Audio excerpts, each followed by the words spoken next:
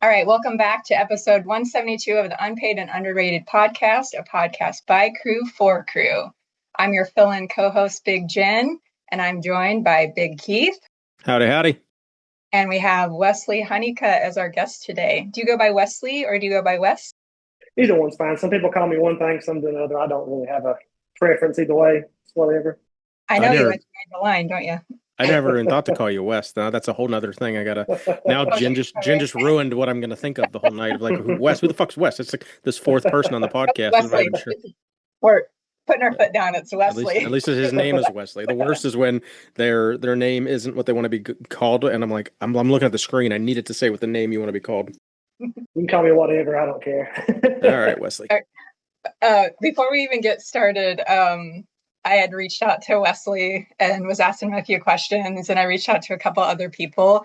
And one of the main things that they were telling me, including Wesley, was that we were going to have a translator to understand what he was talking about. I think, Keith, where you grew up, you might understand him a little bit better. I might have trouble, kind of depends. So we're going to play maybe a game where we're going to tally how many times we have to either stop and ask you what the heck you just said or what the heck you mean. So I think let's do an over under. So maybe, Keith, if we pick a number like 3 or 4, we think this is going to happen 3 or 4 times throughout the podcast. Okay, and so you and I pick over under. Okay, so then the number is 4 the right number, maybe? Because that would either be 3 or 5. So 4 is the number. All right, that's what sucks is I think 4 might be the number though. So it's like that's where it's tricky. It's like you got to pick the number that you really think it'll be. But also it's kind of gamifying because we can literally, am I going to win? I just better ask him one more time. But no, if we're honest and unbiased with our reviews of Wesley's grammar, we'll so if it's 4 is the number, I'm going to go under. Okay. He's going under. All right, I'll go over just because I might be able to understand him, but what if there's things he's talking about that I don't? Well, yeah, he's going to say like some weird fucking, farm animal involved analogy that we don't get and some like euphemism, well, whatever that word is. Yeah, that one. I mean, you'll probably have to ask me what I mean more times than you just because I fuck up words. That's probably true. But no, this will be fun. I was suspect of this because you have very, very good written grammar, Wesley. So I was excited to actually hear you talk in person. I try to write better than I talk. Oh, so do you drink? No. Oh, okay. I was going to say, does that make the situation worse? Well, that's probably good for someone that already struggles with an accent. I think that is pretty common that when you are drinking, if you had an accent, like I hear that still, like my Stephanie says, like, you really don't sound like you're from West Virginia unless you've been drinking. And I was like, I don't know how true that is now, 20 years removed, but I know it was true years ago. Let's see. I heard with the C thought that your accent might come out tonight with having Wesley around. That's fair too, because when I'm around my family, I'm like, wait, why am I talking like this? I'm not used to, I haven't talked like this since 2008. So. We tend to leave a few syllables out of words. It's usually what it is. Oh, yeah. Well, we got some general topics. So we got Big Jen here as the guest co-host this week. So as we have some guest co-hosts periodically, I'd like to kind of give them the floor, give them, make a mini. Last week we had a little mini Jeff podcast. This week we'll have a little mini Jen podcast. So Jen, do you want to hit us with some what's new? It's been at least a year or so since we probably had you on here. Yeah, I would say the biggest one for me is I'm officially an empty nester, and you guys know how I like to cry. So leading up to him moving out, it was pretty rough there for a while, but we're getting settled in now, and things are going okay. He's found a job. He starts school here next week. Nice. Yeah, and things have been going really good. So how far away did he go to school, or how far away is he living from home now? Yeah, right now. So he'll be only an hour away for the first year. So I know a lot of schools do this now, but you can do a lot of AP courses through your school and get college credit. So he's already got a year of college under his belt through high school, so saved me quite a bit of money. And so he's just going to finish up here in Des Moines, which is like I said, an hour away, but it's pretty close to the Costco. We had that huge conversation about how far Costco's are away from from everybody. So it's the closest Costco to me is only about a mile away from him. So at least I'll be able to see him when we go up and do our Costco shopping and stuff.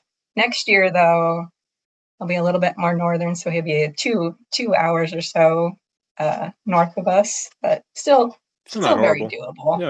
No, not horrible. So now, is that become the normal trend now that more people go to college, that parents are paying? Because like, I don't think very few of my friends' parents ever paid for any tuition. They might have co-signed loans, but that's about it. But it seems like this new generation of like, there's kids that have never ridden the bus in their life, and that like just expect that they're going to get a $100,000 worth of college debt that not in their name because their parents are going to take it on. So that's just such a foreign concept to me. Growing up very lower middle class, that it was like never an option to get kind of taken care of like that. So I don't know if is that individualized or has that become the norm? I don't know. I guess I was same as you. I did not grow up with a lot of money, and we were in huge student debt when I graduated college, and that was fun to take care of my adult career. But I just decided it might just be the personality of the parent.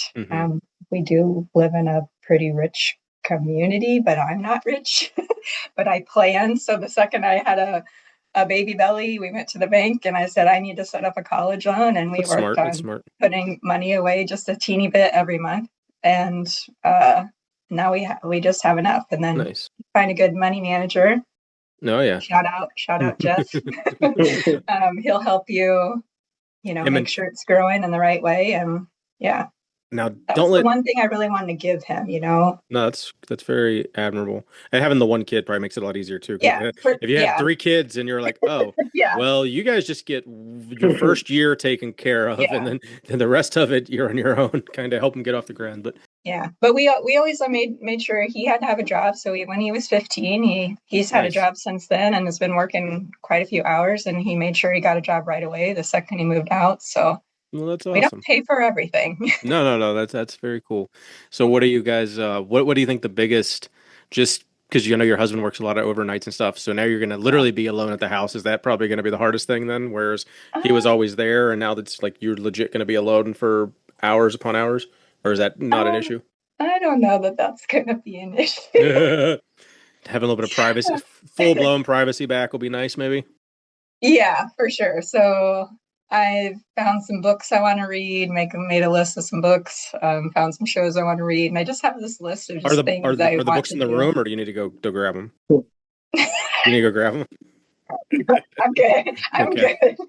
We I won't get up.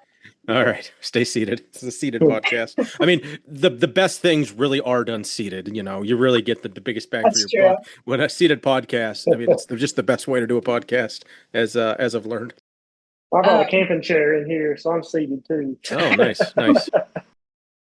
But already Jean's like throwing out ideas for things they can do. I felt, when you have another person living in the home, you want to make sure that you're including them and make sure if they don't have plans, you're not making plans without them. So now it's just the two of us. So like, what do you want to do this weekend? And hey, we want to go to a movie. And so we've already started like thinking about things we want to do when we actually do have time together, because we really only get every other weekend. So I think I'll be okay. I'll just have to make sure I keep myself busy it's really harder on the weekends that he's working, that I get a little bit bored. So can't find someone to hang out with and it gets boring, but I'll make it work. That tracks.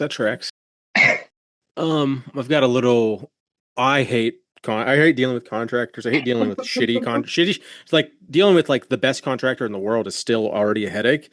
Dealing with shitty, like bad contractors is the worst. So we got a little bit of driveway work done, a new apron, an extension, and like the first like 5 feet that was all cracked out, like all report for, a couple grand, whatever it was. So really good price. Yeah. And then come to find out a couple months into from the time we get the bid to, very poor communication, people showing up at my door at like 8 o'clock at night on a Sunday to like take measurements And I'm like, are you fucking kidding me? It's like not a heads up. It's a fucking weekend, dude. And like watching them stake it out and being like, hey, this isn't what we agreed upon. It's supposed to be 3 feet. This is like 2'6". I'm like, what the fuck?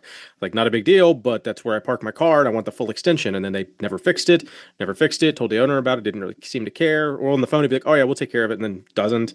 Left a pile of dirt in the yard that I've been asking for to come to get for 2 weeks. It's like just nothing, just nonstop bullshit. So that's been awesome. So yeah, kind of my fault for not handling it from the beginning but you know, it's just been frustrating, very frustrating. Yeah, but I feel like in those cases, you kind of just put your faith in. There's just certain people that you put your faith in, and when they don't meet that faith or meet your expectation, it's just so heartbreaking and it's so frustrating. And yeah. It was a very large expense for us. So to have it be such a frustrating process from every step of the way. And we were actually going to bring them. We were initially scheduled to get them to seal coat later in the season, even though it's already pretty late in the season, just once the driveway had cured or whatever. And we called and canceled. We were like, we don't want to deal with you anymore. You guys, like, we just lost our money. Yeah. It's like, we're not going to ever work with you again. And it's just not a satisfactory product or communication. So I don't know.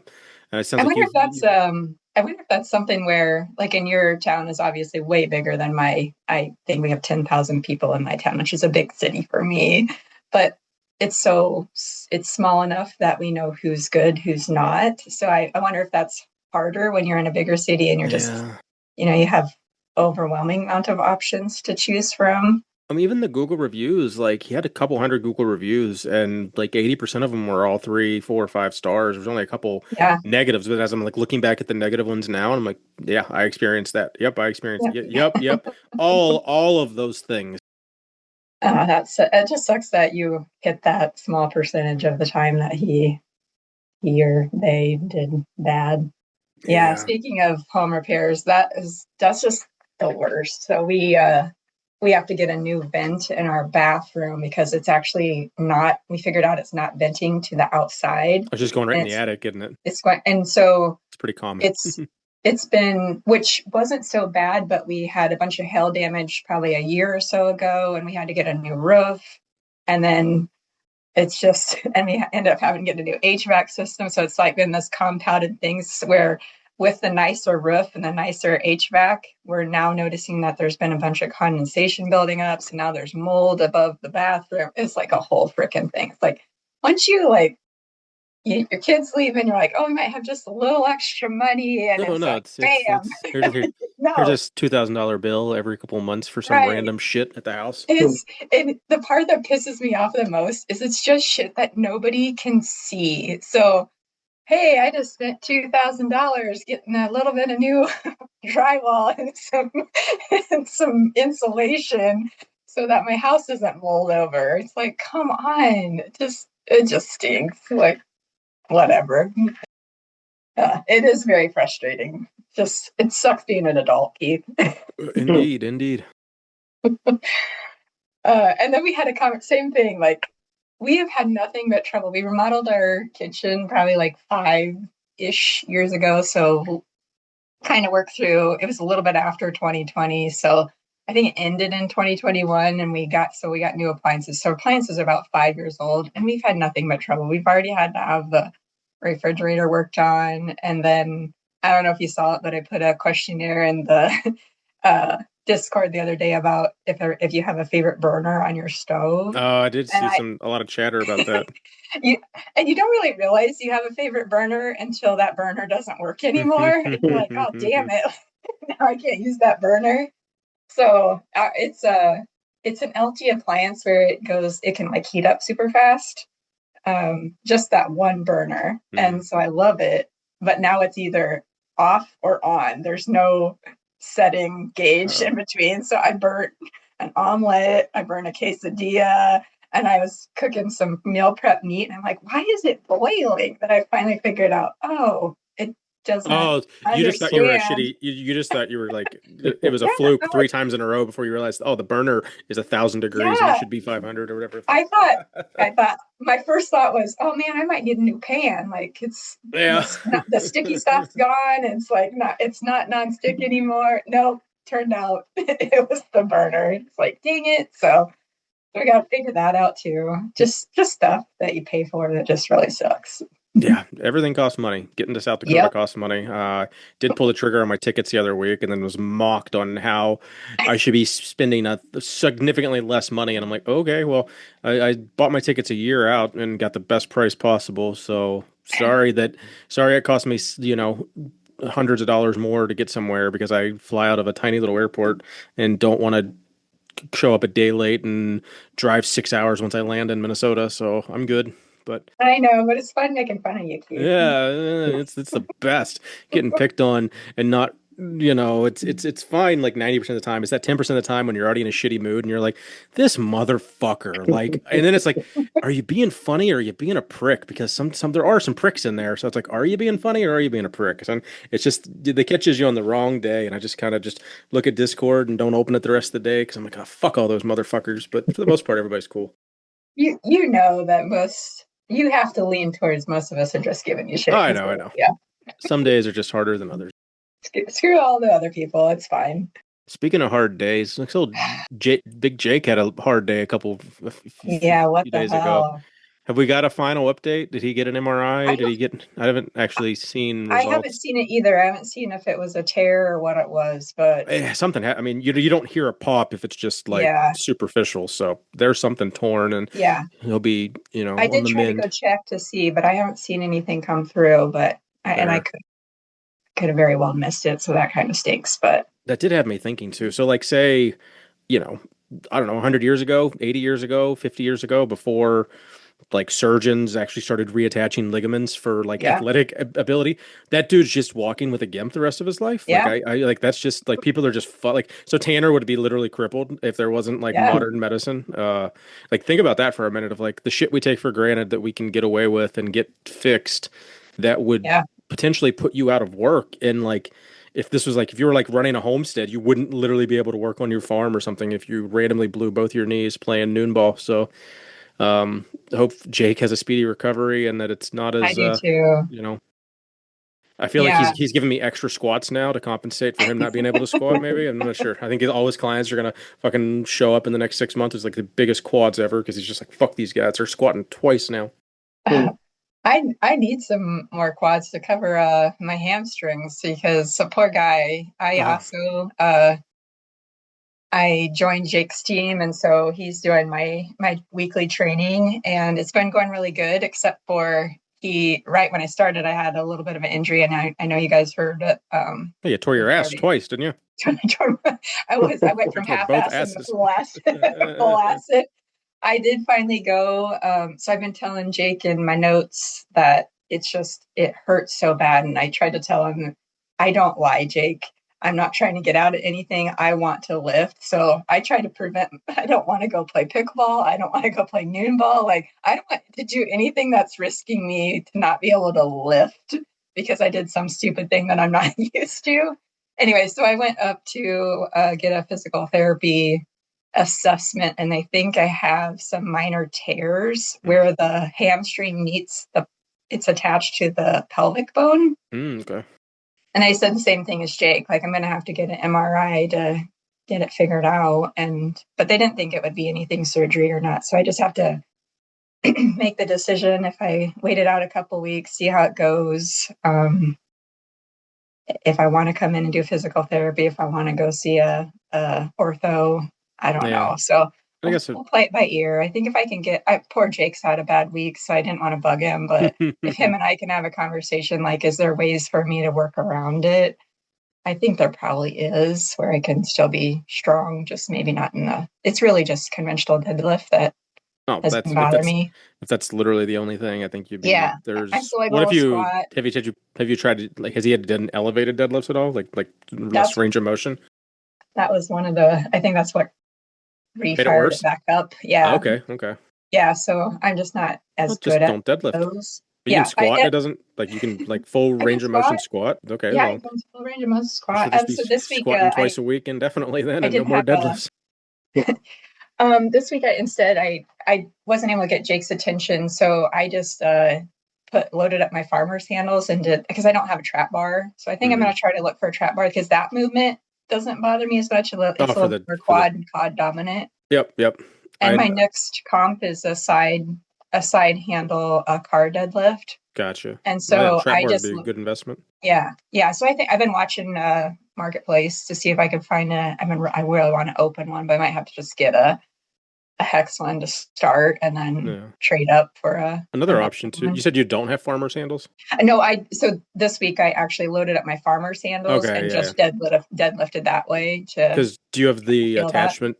Which type do you have front loaded or top loaded? The worst. Oh, the shitty front loaded ones. Because I was like, if you had the Titan top loaded ones or something similar, you could buy the adapter to turn it into a frame, and then instead of get trap bar deadlift, you could just frame deadlift. But that's a whole different. A good idea. The whole, if you're not already invested there, it's kind of hard to like make that full. Well, I will be. I did ask Jonathan if he could make me some. So after the comp, I liked him enough that I knew I had the next comp coming up with farmers carries. So I asked if he could make it, and I had already planned on going up and watching Hannah and Jenna Lee compete at their competition. So it one day it just dawned on me well, what the hell? Why don't I actually ask him and then pick them up?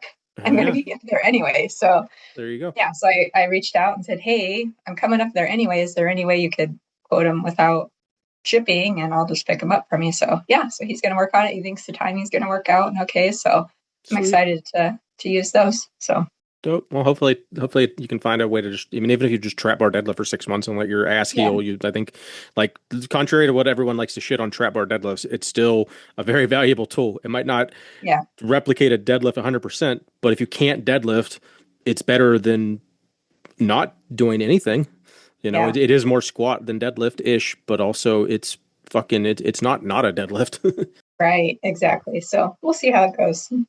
All right. Anybody get a chance to watch Big Brandon Doyle's home gym tour this week? It just hit today, so I know it's always hard for people to get it consumed, but I don't know if anybody got a glance at it. It's pretty early here for us, or at least probably, I think, Wesley, you're in the same time zone as me, but it's pretty early. I started it. I'm about halfway through, so I'll finish. Usually that's another thing I do when Sean's at work is watch all the gym tours. So I'll catch up tonight after the podcast. But so far, so good. Yeah, it's a good one. I know he was nervous about it. He's texting our group chat. And he's like, "Oh, don't sound like a dumbass." I was like, "No, dude. You're very well spoken. You weren't nervous. It was very crew. I think my favorite part about it was so even Tanner made a comment about it.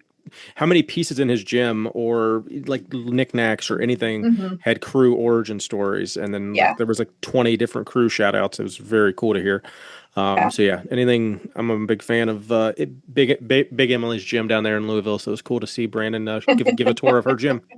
I actually watched it while I was lifting a while ago. So Anything stand out? Well, you've been there too. So I've been there. Yeah, I think I was the first one to sign the banner on the wall.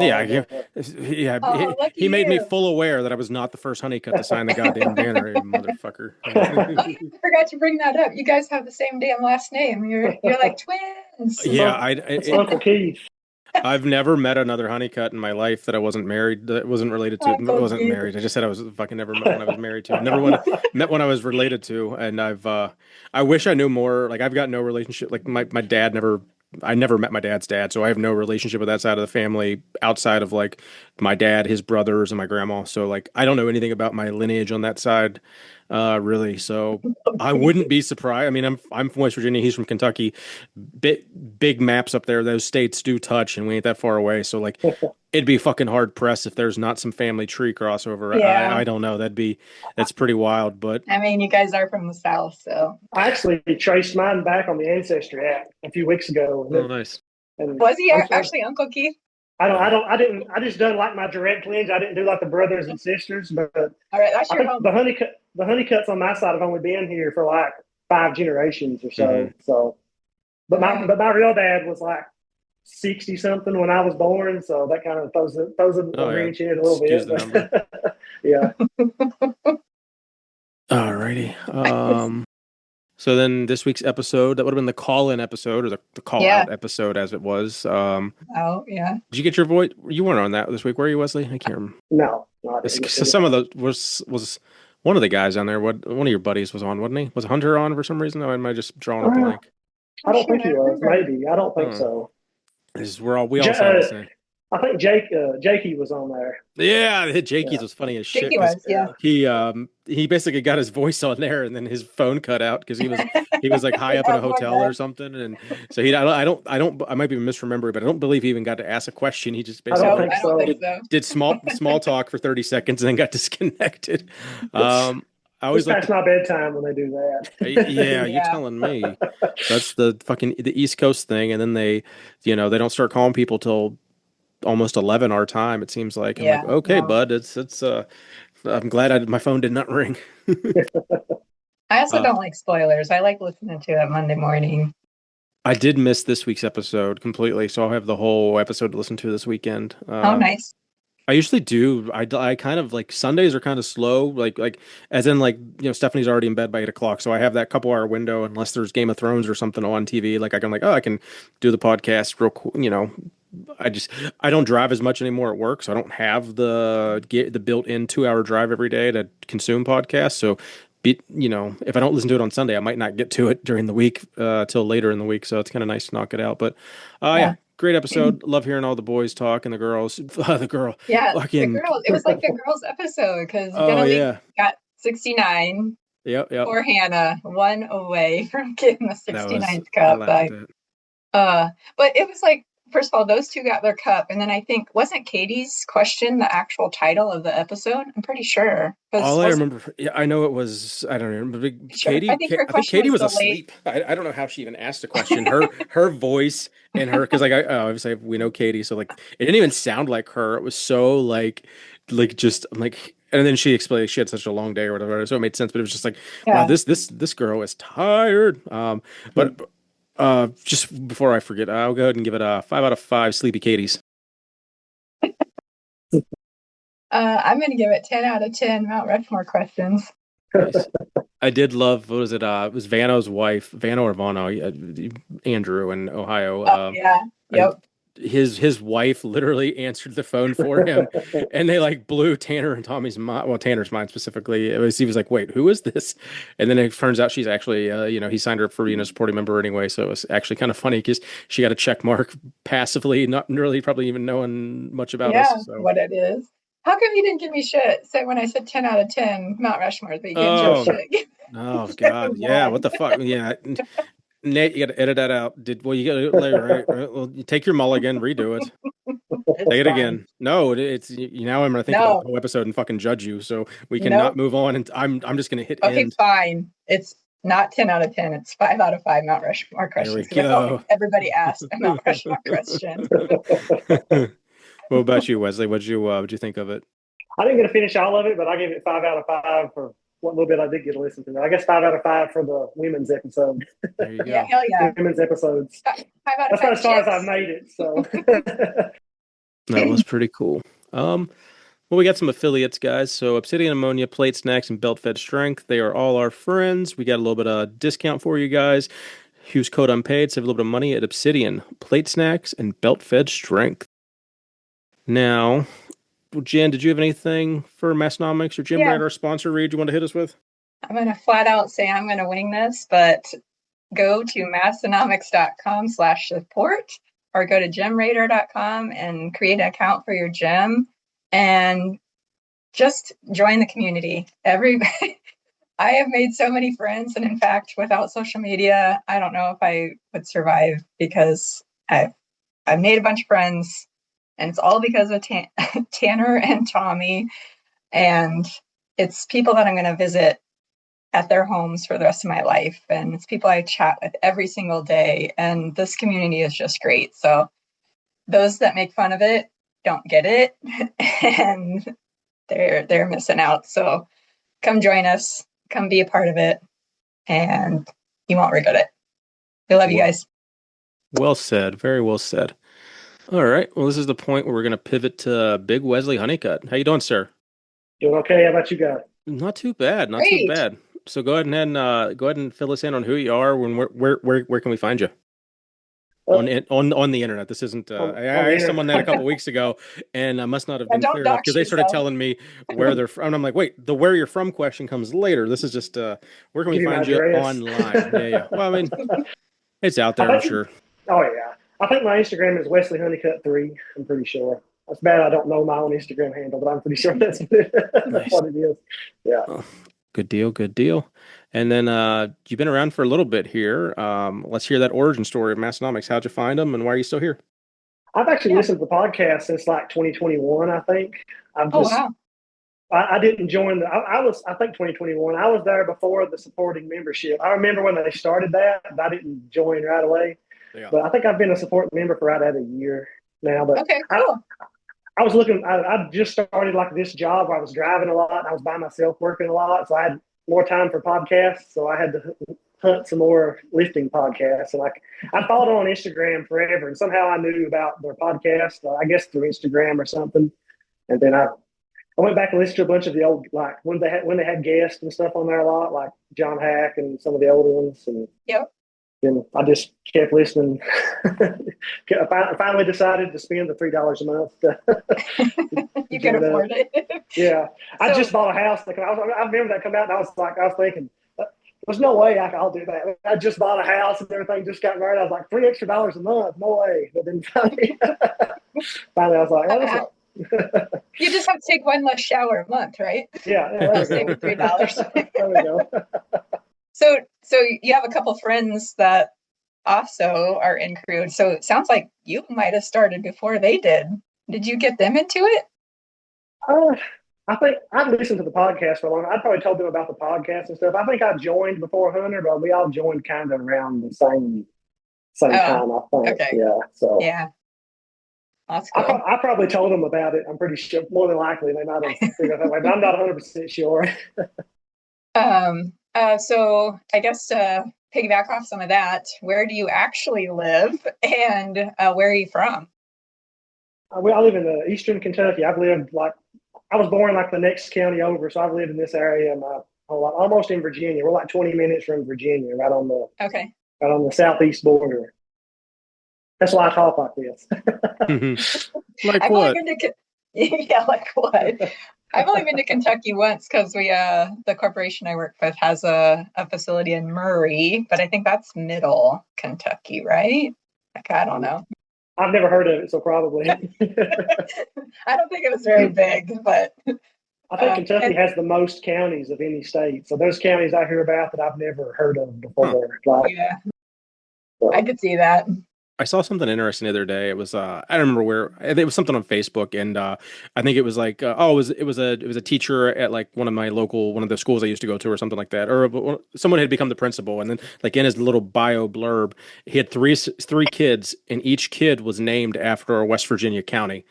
So I thought that was kind of neat. And then I was like going through my head, I was like, there's enough county names, like I don't know what his kids' name are, but like Harrison, Braxton, those are literally the only two that are coming to mind. There's like, but I was in the shower listening, or I was just thinking about it, and I was going through my head, and I could think of like 10 or 15 right off my head, but obviously now I'm freezing and I can't think of any more. But it's just, I didn't know if that was how common that is for people to like take counties, so have so much pride in their state and their counties. Maybe it's just because it's from a smaller state, and there's a ton of counties that it made more sense to me. But I was just like, oh, that is kind of interesting. I think Virginia around me, you could make a name out of. They're probably all people's last names that whoever founded it at some point. Mm-hmm. And everything. Yeah, for sure. So you have been around quite a while, really only a couple years, after me, I suppose. So what's that one piece of Massonomics merch or something that you just didn't get a chance to get that you're hoping that they could bring back so you could purchase it? Maybe some type of hat. I'm kind of wishing I would have got the lift hat at the home gym con. I didn't. Oh, no. You're too late. Yeah, you guys didn't show up till a little late on Saturday, right? It was already gone. They had some, but I didn't. For whatever reason, I didn't get one. I don't know why. I got the license plate, but I didn't get the. I didn't get the hat. I'm a hat guy, so any sort of. And you missed out, brother. You missed out. I know it. I missed out. It's a good one. But I don't know why I didn't think about it when I was there, but I did.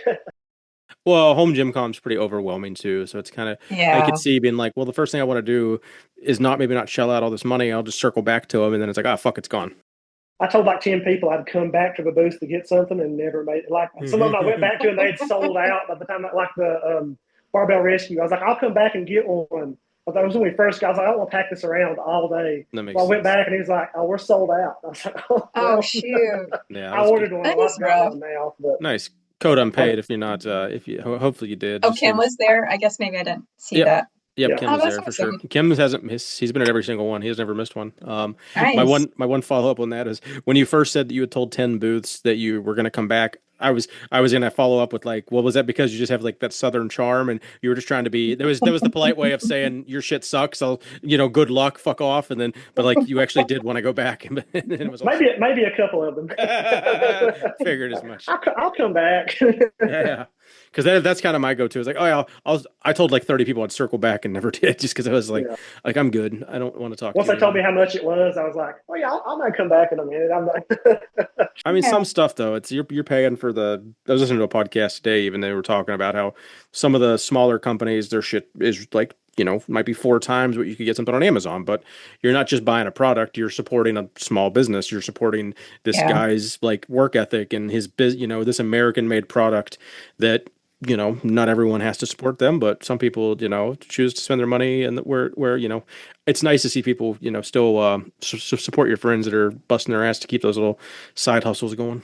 But it would be frustrating though if you go into Home Gym Con and you think, I kind of want to take a scan because maybe I have a budget, I only want to spend so much money, and then all of a sudden now okay, these are the 3 things that I want, and you go back and it's gone. And oh man, that would stink. Yeah. Well, I like to build a lot of stuff too. I've seen some stuff and I was like, they want this much, I could make that. I have the stuff at home, I could make that. Just go back. Oh my God, Wesley, we talk about that all the time. My girlfriends and I will go to some stupid show or whatever, and then I'll be like, oh, I'm not paying that. I'll make it myself, and then I never make it. So good on you if you actually make it. Yeah, I seen the arm assassin like a hammer curl attachment. I was like, man, I really like that. I was like, I have some of that stuff at home in a welder. So I came home and welded my nice. Oh heck yeah. Yeah. Oh man, you can weld too? Jeez. Not good. I can weld enough to like hold stuff together to use weld it. Adjacent. I can't weld. Yeah. I can do a lot of stuff okay enough to use, but not. But you wouldn't sell it. Yeah. Safe for me, but I wouldn't trust it with somebody else. Once you paint over it, it looks okay. Yeah. Put a little Bondo in there. All right, Big Wesley. What's that Hall of Fame status looking like? Where are you at right now with tonight's episode? I think I have 6. My card's over here. I forgot to grab it off the thing, but I think I have 6. I can go grab it, or you can read them off. I can tell you what I have. It's just right across the sure, right across the room. No, you're good. I'd rather you keep your ass in the seat. But I got you. Ruined it. All right, so attend Lift Hard, Live Easy. No. Compete at Lift Hard, Live Easy. No. Attend the Arnold. Yes. So 1. Yeah. Someone keep count of the ones for the yeses. Attend Crew Falls. No. Supporting member 1 year. Yes. Member 2 years. Yeah. Nope. Not yet. Oh, okay. No. I think I've got about a year right now. I'm pretty sure. All right. Drink spotter. A little over. Yeah. Band merchandise. You got anything with the Lift logo or some of the other beer stuff? Okay. Place 10 online orders. Yeah. Oh, dope. That's good for only being here for okay. So you bought a lot of shit before you recruited. I bought some stuff before. Yeah, makes sense. Banners and stuff. Contest prize winner, probably not. Voice on the podcast, not yet. Voice on our podcast, yes. Post a picture with a supporting member. I know you got one of those floating around. Yeah, you haven't been to Massonomics Gym. Where's your backlog journey for Massonomics podcast? I've not listened to all of them yet. All right, so what's he got, Jen? Wouldn't have very much though. He's got 6. Yeah, okay, he's dead on. That's what he thought. Nice. Heck yeah.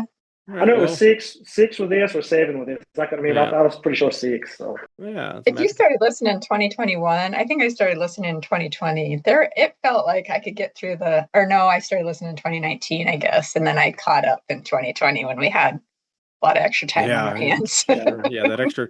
Honestly, if it wasn't for that extra time, I might not have. I mean, I hopefully would have found them, but it was like week 1 of being laid off, painting my living room, and I needed something to listen to, and I was like, oh, what are these guys talking about? 7 years later, or 6 years later, couldn't imagine a world without this community. All right, Wesley, we know where your Hall of Fame is. Did you get you probably don't have any supporting membership information then, do you? Because you wouldn't have been around for the credit card No, I have no idea what the number is. Big Tanner will let you know. He'll let us know. You're probably in the. Let's see. So you're at a year, just at a year. You said. So I'm gonna guess a little over maybe a year. I'm gonna guess you're high sixes probably. I'd say might be a guess. I don't know. Could be higher. Could be lower. Somewhere in there. Yeah. What was last week's? He did. So Florian. Well, no, because he was in the sixes, wasn't he? I could have swore he told him on Instagram he was. He did. I just don't remember like 350 or something low. Like surprising. Oh, I don't think it was that low. Well, you ask some questions and I'll look it up because I'm actually curious enough now to try to remember. Big Wesley, are you? You're sitting in your gym. I can see it. Yeah. Are you on Gym Radar? Yeah. Yeah. Heck yeah. What's your gym name? Are you certified? Franklin Branch Barbell, yeah. I'm certified. I think I looked at the date like a year tomorrow I'll be certified too. So I got around the same Are you the green one, the Gym Radar or Massonomics? The Massonomics one.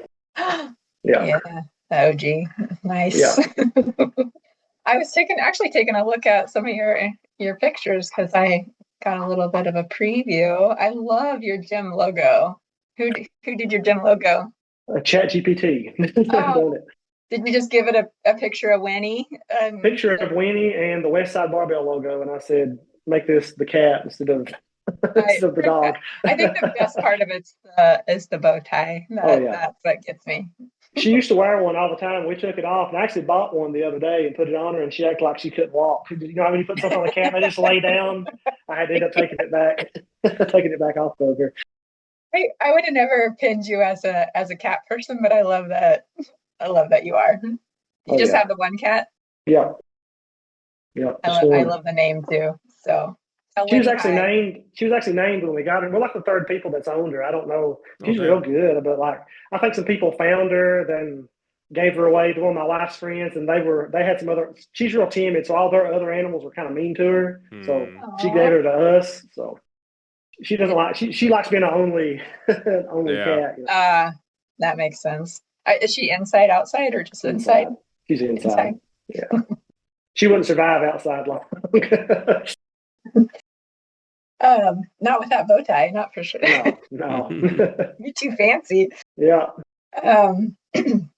So I know you had to send out the survey to some people, and I know a little bit about some of it, but did you have to send it to anybody that didn't understand what UNU was? Have you ever had to explain to anybody what UNU is or what Massonomics is?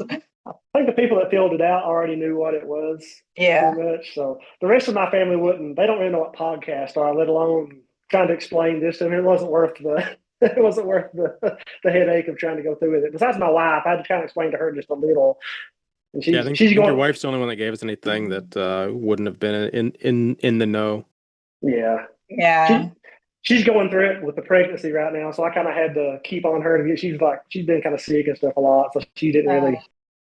She wasn't too wanting to do it too much. You know what I mean? She's got some other stuff going on. So, not when you're not feeling well. That's no good. Yeah. I want to piggyback off of that with a least fun, most fun. You kind of triggered something in my brain. You talked about your parents not necessarily liking technology and or using technology. So have you ever played least fun, most fun before? I've heard it played on here stuff before, but not. Okay, well, all you have to do is I'm going to give you one topic and you just give me the least fun part about it and the most fun part about it. Okay. So same topic, least fun, most fun. So least fun, most fun, having parents that don't know anything about technology or want to use technology. Well, they use technology a little bit, but just not social media. They have cell phones and stuff and watch. They know how to get on YouTube and stuff, but I think we're on YouTube, so you gotta share them that link. Oh no! I'm gonna get on that Honeycut newsletter and post your video on YouTube, so then it'll circle down to them. Least fun and most fun. Most fun is I can post all my lifting videos on Instagram and not have to hear about how I'm going to hurt my back and stuff all the time and how I'm going to die and everything. The least fun is I didn't think of that. That's a good one, actually. Yeah. I guess the least fun is like you just kind of take for granted now, like when somebody posts something on Facebook, like everyone's seen it. When you go to them, like you have to send them every picture. If like something you want somebody to see, you have to send it to them individually. You know what I mean? Instead of having to like, you can't just assume like I post this on Facebook, everybody knows about it, like something except them. You have to, or they'll call and be like, "Is so and so said anything on Facebook about something that's happening?" You have to screenshot it and send it. So they want to know what's on Facebook. They just don't want to Facebook. They just don't want it themselves, Oh my goodness. They just don't understand it really, I don't guess. They never got on it to begin with. I mean, I guess what would be worse? Like my parents get on it and then call me with questions like, how do you do this and how do you do that? And you have to explain it. I'm like, oh my gosh, like I can't deal with this. So I think that would be better than. They got the internet when I started college and I had to have it. Like that's when they finally got internet at home. So they're still fairly new to. Is this a regional? Oh my gosh. Was it? It's more of a regional. Yeah, that's my question. 29. My question was, how old are they? Because you had.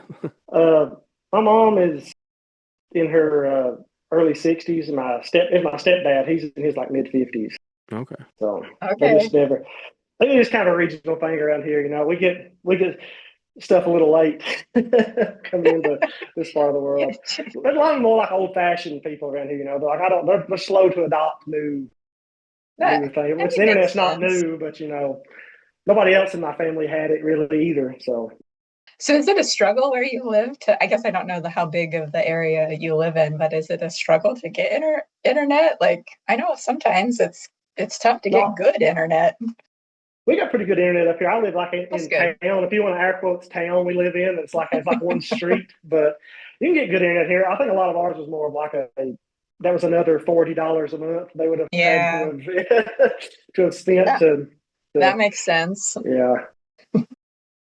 All right. Well, I got a submitted question from one of the Matts, Big Stall Matt, and it took me a while to actually realize what the question was asking, but when I figured it out, I kind of laughed. So I'm gonna pose it to you. So let's see. Oh gosh, it's like a riddle. It's like a riddle. So well, the answer is a pun. So and you'll get it. That's the question essentially is. I'm on a deficit right now to lose weight. My macros only allow for pollen products refined by bees. What is a good name for this diet? So he's trying to lose weight and he can only eat something that comes out of a bee. So what would that be called? I'm sure there you go. That is it. I've read that thing like 3 fucking times because it was like through an Instagram submission and I was just like, the fuck is he asking? And then I'm like, oh, we have that name is funny. I get it. I love that you guys actually like Wesley had no problem getting it. And I'm like, what in the hell is it? It took me a second, but like I've never thought about it forever. But when we got married, my wife has bought like honeybee themed things. Like our house is in the summertime has a lot of honey and honeybee themed things. So she likes the pun with her new last name. So that's funny. Yeah. I think it's a pretty cool last name. I like it. Oh yeah. It's definitely didn't grow up knowing too many. Well, I mean, none. Like it's not like you were never confused if someone said, "Hey, Honeycut," like there wasn't 3 people. Well, the 3 people that turned around were me and my 2 brothers. It wasn't fucking anybody else. You know what I mean? It wasn't your kin. Nobody else knew you. I was talking about ancestry a while ago, and I traced it back to the guy that came over from England. He spelled his Hunni. I've seen some weird fucking spellings. Yeah. So that's I don't know when you're they actually changed related it. to him, huh? That's according to ancient. I don't know. That's what I traced back. I found some like newspaper articles. It looked like the same people. His name was like Esau Honeycutt. It was Hunnicutt. Yeah, I've seen a few different spellings, like on the internet, if you will. That place I've been for a while. All right, Big Wesley. What do you do for a living, buddy? As little as much as you want to talk about it. I'm a refrigeration technician for a supermarket, so I pretty much work on all the coolers and the stuff that's in like your grocery stores, stuff like that. So are you like the Bob Vance of Kentucky? I'm also just keep stuff cold, but Bob. Oh yeah, that's the guy from The Office. Yeah, never mind. I got you. I was thinking of someone else for whatever reason. I don't know why, but yeah, I'm the Bob Vance of Food City. The grocery store. You're the Bob Vance of Food City. Nice. I guess I want to learn more about that because I have a couple extra questions around there. So first of all, I'm assuming you had to go for like at least technical school for that, or is it like on the job type training? Yeah, I went to like technical school for like residential HVAC, and then kind of learned. Once I finally got on doing that, I kind of picked that up. It works the same. It's just a lot bigger, a lot more sort of like industrial size version of it. I had to kind of learn some stuff there, but the basics are still the same. So I went to school for pretty much basic residential HVAC and stuff. Got it. Have you ever, what would you say it was? Food City? Mm-hmm. Food. First of all, I've never heard of Food City. they're a regional. They're like in Eastern Kentucky, Western Virginia, Tennessee, East Tennessee, and like down okay, in so Georgia. pretty small. Okay, yeah. We have a couple of those too, but yeah. My brain first went to like, I guess I didn't understand what the job truly was, so I was like, well, maybe he does HVAC, or maybe he just does freezers and coolers and stuff. And then my brain started going, well, have you ever been to a job where they weren't able to get the stuff out of the fridge and you weren't able to fix it in time, and like a bunch of stuff spoiled? And or they wait and not call anybody about it in the middle of the night or something, or like the night crew doesn't call and say it's running warm, and then they'll lose $20,000 worth of stuff. Does it smell? Yeah, that's not my job to get rid of that. Yeah, I was gonna say, I was like, that's not your problem. You're a big picture guy. Yeah, I'll be on the roof. You guys take care of that. Yeah.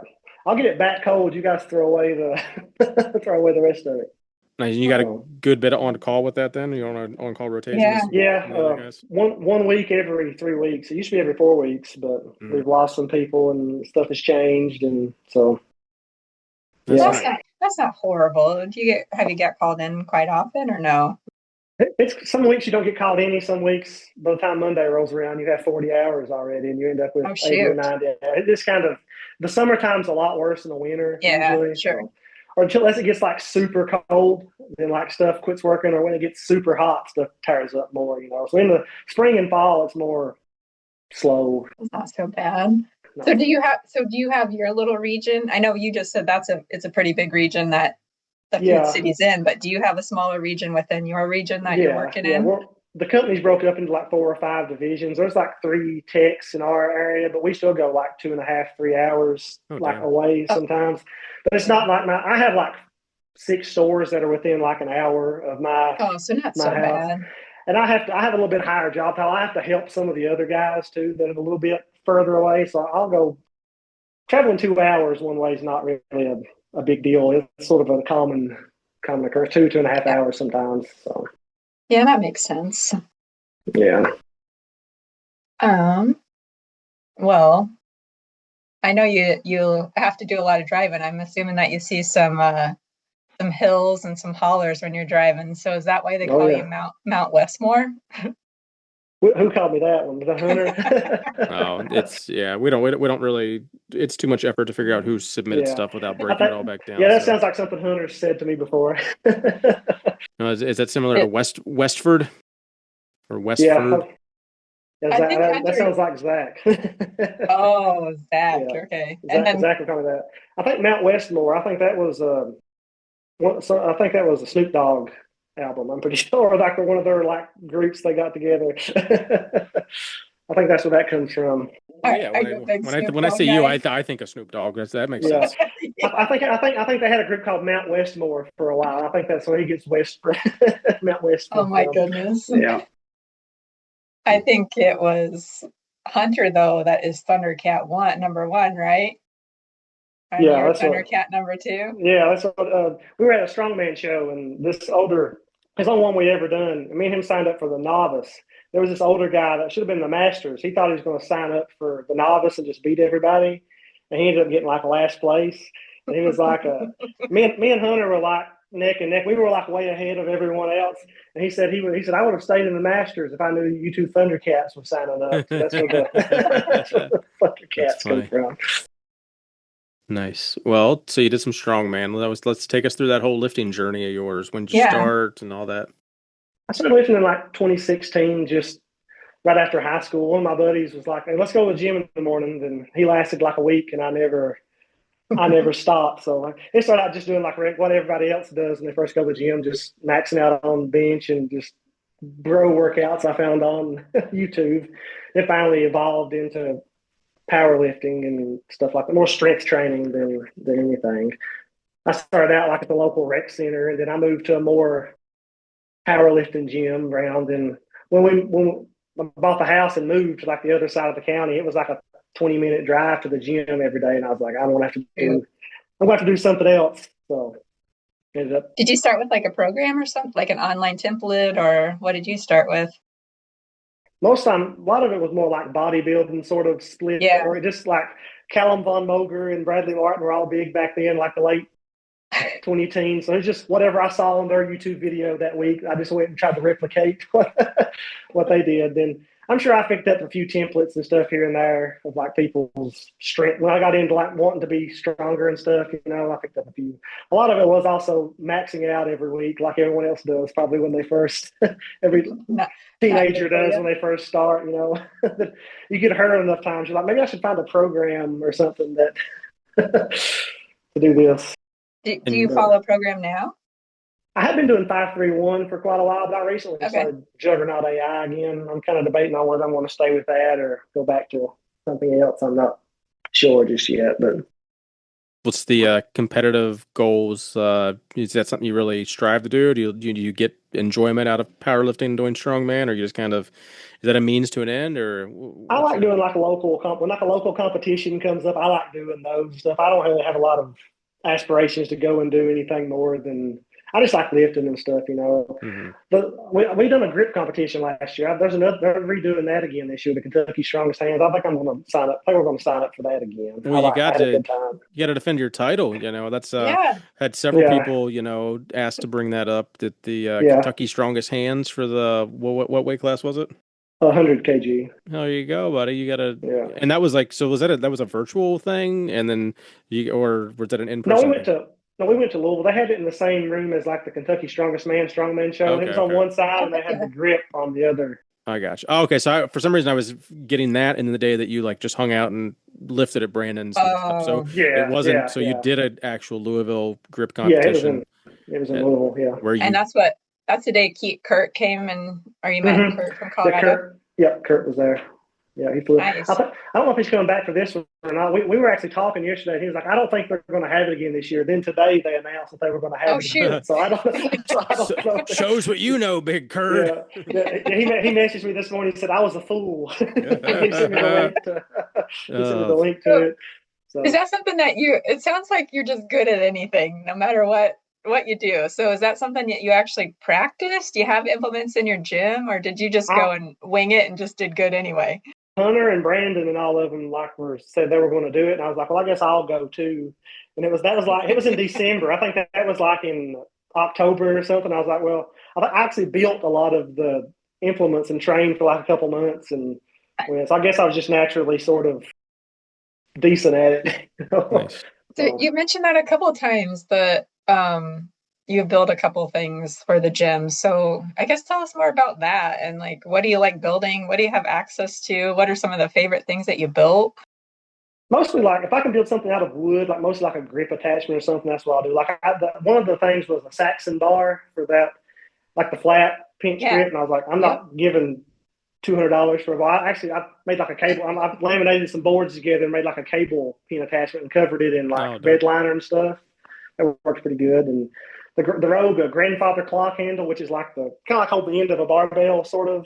I have a lathe, so I just turned one of those out of wood and got it to the right diameter. Works the same as the $50 metal Rogue one I built for whatever piece of I had in the eye bolt to thread in the end of it, So sweet. Do you wing it? Do you try to find a basic plan, or do you just think, you know what, I kind of know the diameter I'm going to make it? I'm pretty meticulous about stuff. I like Googled a bunch and got like the actual like diameter and took a caliper and got it to as close as I possibly could, So I gotta. Well, you were speaking of Google. Like so many people just will use AI for stuff now. That made me think. Do your parents have a concept of what AI is? I think they have no idea what that is. I couldn't imagine them understanding what Gemini or ChatGPT is. I think they're like a lot of open. They think like the internet already was sort of that, you know what I mean? Yeah. They think Google is sort of just chat, like something populating it. It's not like a search engine, They think it's like something that's just answering their questions for them, So I don't think they'd think much different, really. So you've built a bunch of stuff for the gym. So I want to hear more about the actual. So you moved. The gym was too far away from the house. Yeah. Building the home gym itself. Like, tell me that journey. What'd you start with? What have you upgraded? What are you kind of focused on in the gym? Well, mine actually is a cellar. Yours is like stolen cellar. Oh yeah, Mine actually is in a cellar. I control how long this episode goes. I think we better bring in for a landing. No. That's stolen cellar valor. So what do you like? Do you like 6 or 7 feet then, or do you use it a full basement or? Only like the back. It's like a 10 by 10. Only like the back half of it. It's like built into the hillside. Mm-hmm. It's sort of built. I guess it was an old root cellar they'd had. Oh, so it's not like it's not your basement like cellar. No, it's legitimate a standalone like wine cellar / root cellar. Just detached from the house. Yeah, it's built into the. What do you do in the winter? Do you shovel to get out there in the winter, or do you supplement it in the garage? My house is like it's covered like when you come out of my back door, there's like a covered walkway to like the carport. Oh, this is just beside it. Like it's covered out here to get to it, but it's built into the mountainside though. Nice. Oh, that's cool. So it's like a tornado shelter, essentially. Well, there's my woodworking shop's above it, so I don't know if I want to be in here for when the roof if it come in. I'd be like, oh. It's great.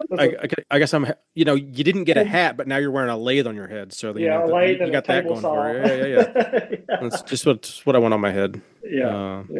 But we got a really big flood in like 2021. Like it was like a record flood that had ever happened here, and like we couldn't. The gym got like that I was going to at the time got like 6 feet of water inside of it. So like and they were using the rec center, which is the other gym, like as a shelter for people that got. Yeah, the house was washed. There was no gyms for like 2 or 3 months. I was like, well, I got to figure something out to do. Yeah, this doesn't happen again in the future. So I thought about this old cellar out here, and I was like, because it was just old rotten shelves and stuff. The original part of our house is really old, like 1930s. It's been built onto and remodeled. So I'm sure this was here then, probably. So it was like just an empty build. We piled junk and stuff in it, I was like, I can clean that up and probably make a nice gym out of it. And that's what I bought a squat rack off the gym that we went to. It still has some flood mud inside of it. Rack some weights hard. Sometimes you get a little dust ring around it, Blood mud. I like that. That might be the episode title. Flood mud. There you go. I bought that off him and put in here, and it just sort of built. I bought that, a bench, and like a barbell, then some cheap like. Enough plates to bench like 225 or 275. And I was still going back and forth to the gym. Like if I got home late from work, I'd come out here. Then it just got to where it was more. I had the same quality equipment here. I was like, I'll just cancel my gym membership and start adding on to. That's what helped you afford the Massonomics podcast. Oh yeah. I could afford it all along. I'm just tired. If you don't know, I'm not building everything. I just want to. I get it. No, that makes sense. I'm like envisioning like on not Harry Potter, Lord of the Rings, like the little hobbit houses where it has like that's where he goes and lives. Yeah. It's warmer in here in the winter and cooler in the summer. I finally put a mini split. I put a mini split in here because the humidity was crazy, where it would like stay kind of damp in here all the time. It would get unbearable, and it wouldn't be so hot, and so it'd be like 90% humidity. Everything would be like sticky, but just wet. Your shit be so rusted too. I keep a dehumidifier running in here, then plus the air conditioning, so it stays pretty temperate. It's really bright though, so I've got the walls painted light, and I've got some pretty bright lights in here on the ceiling. So, I think that's one of. I mean, we've heard of people living in little lean-tos and chicken coops and stuff. So I think this is actually pretty cool. Like you have one of the most unique ones. The real honeycut cellar. Mm-hmm. All right, yeah. You just want to you like hitting me with that. So I hear you're a pretty good shot with the bow and arrow. You do a little archery, do you? Yeah, I don't get to compete as much as I used to, but I do a lot of bow hunting, and I used to do a lot of more like trick shot stuff to try to make Instagram videos and stuff. I've not done that kind of shooting in a while, but mostly now it's just like for hunting and stuff. Sometimes in like the spring when I get time, we'll shoot like some competitions, or like the first of winter when they're like indoor competitions and stuff. But usually when Go ahead. I was gonna say, how does that work? I guess I'm curious. Like, is it like powerlifting where you follow certain accounts and you're like, oh shoot, they're gonna have a tournament this weekend, and I'm gonna sign up for that. Like, there's some local clubs over in like Virginia. They like have like scheduled. In the springtime, it's more like the 3D foam animals. Like you kind of walk through the woods and shoot. And in the wintertime, it's more like a 20-yard sort of paper target, more like an Olympic. Like it's something you'd see more like at the Olympic style type. Can you win anything good? Not at those local shoots. You win a little money every once in a while. But I mean, there's like pro tournaments and stuff like that where they win. Those guys make a living doing it and stuff. So I'm not that good. But what are some of your most proud, just like fucking around with your buddies, trick shots you've hit? Yeah. If you go back long enough on my Instagram, I used to be able to like light a candle and like shoot it with like a recurve and like blow the candle sick. out and stuff. From how far away did you get that up to? Oh, like 20 yards maybe. Not very. That's still pretty damn cool. Not very far. But like, would you do that at night? So it like actually looked really badass, or it'd have to be kind of like fairly more in the evening, late in the evening. It still looks good enough you can see it on the video. Yeah, that'd actually be pretty cool. I actually built a bow a few years ago when I'd done that with it, but I've not shot that one in a while. That's actually on my probably the last archery video on my Instagram is probably me shooting that candle with that bow with the recurve I made. So I'm gonna actually scroll back. Just kind of lost the itch, or just between work, picking up, getting married, and the gym and everything. Yeah, it's just I've got too many hobbies to like. Yeah. Between lifting and working, especially during the summer, like my hours are kind of long, so I got to kind of pick what hobby I want to try to. One of them always seems to get sort of pushed to the back burner, And recently, it's been the competitive archery. It's usually on like a Saturday morning. Then if you worked 60 or 70 hours that week, it's hard to want to get up at 8 o'clock and go spend half your day and then come home and get caught up on all the chores you didn't get to do during the week. So it kind of have you met any good people? Like, obviously, we're used to mathematics and meeting good lifting buddies. Have you made any good archery buddies? Oh, yeah, I've got a lot of good archery buddies. I've got like my lifting buddies with like the mathematics people, and I've got separate archery buddies. Like all my hobbies, I have separate little groups of. They don't overlap. Is there no Venn diagram where you have like the ones that are actually right in the middle? Maybe a few here and there. They overlap a little bit, but. Oh, sorry. So you were buddies with Hunter and them before Massnomics, it sounds like? Me and Hunter went to high school. Me and Hunter graduated high school together. Zach's a few years younger than us, but we live in a small town, so he worked at the rec center, lifted at the rec center. Like that's how I got to know Zach, and then him and Hunter were closer buddies than we were. Then I've known Hunter forever. Like during high school, we weren't like close friends. We were all friendly with each other. No, we just kind of ran in different groups back then. So, and then Hunter and Zach worked together at the police there for a long time, and we just kind of we all kind of come back together. Me and Hunter always sort of kept in touch. We weren't like best friends, we always friendly with each other. Then we all sort of like came together to start working out together and stuff more, and then it all just kind of went from there. So. Yeah, because I think the most of the time I've met the 2 or 3 times I've ran into you, it's always there's always a trifecta of the 3 of you walking fucking hand in hand, essentially going down up and down the Arnold and the home gym con aisles. Yeah, if we go somewhere like that, all 3 of us just go together, So well, it makes sense for just cost effective for sure. Our wives really aren't. Well, Zach's not married, but me and Hunter's wives really aren't. They'll go with us if we ask them to, but they're not really.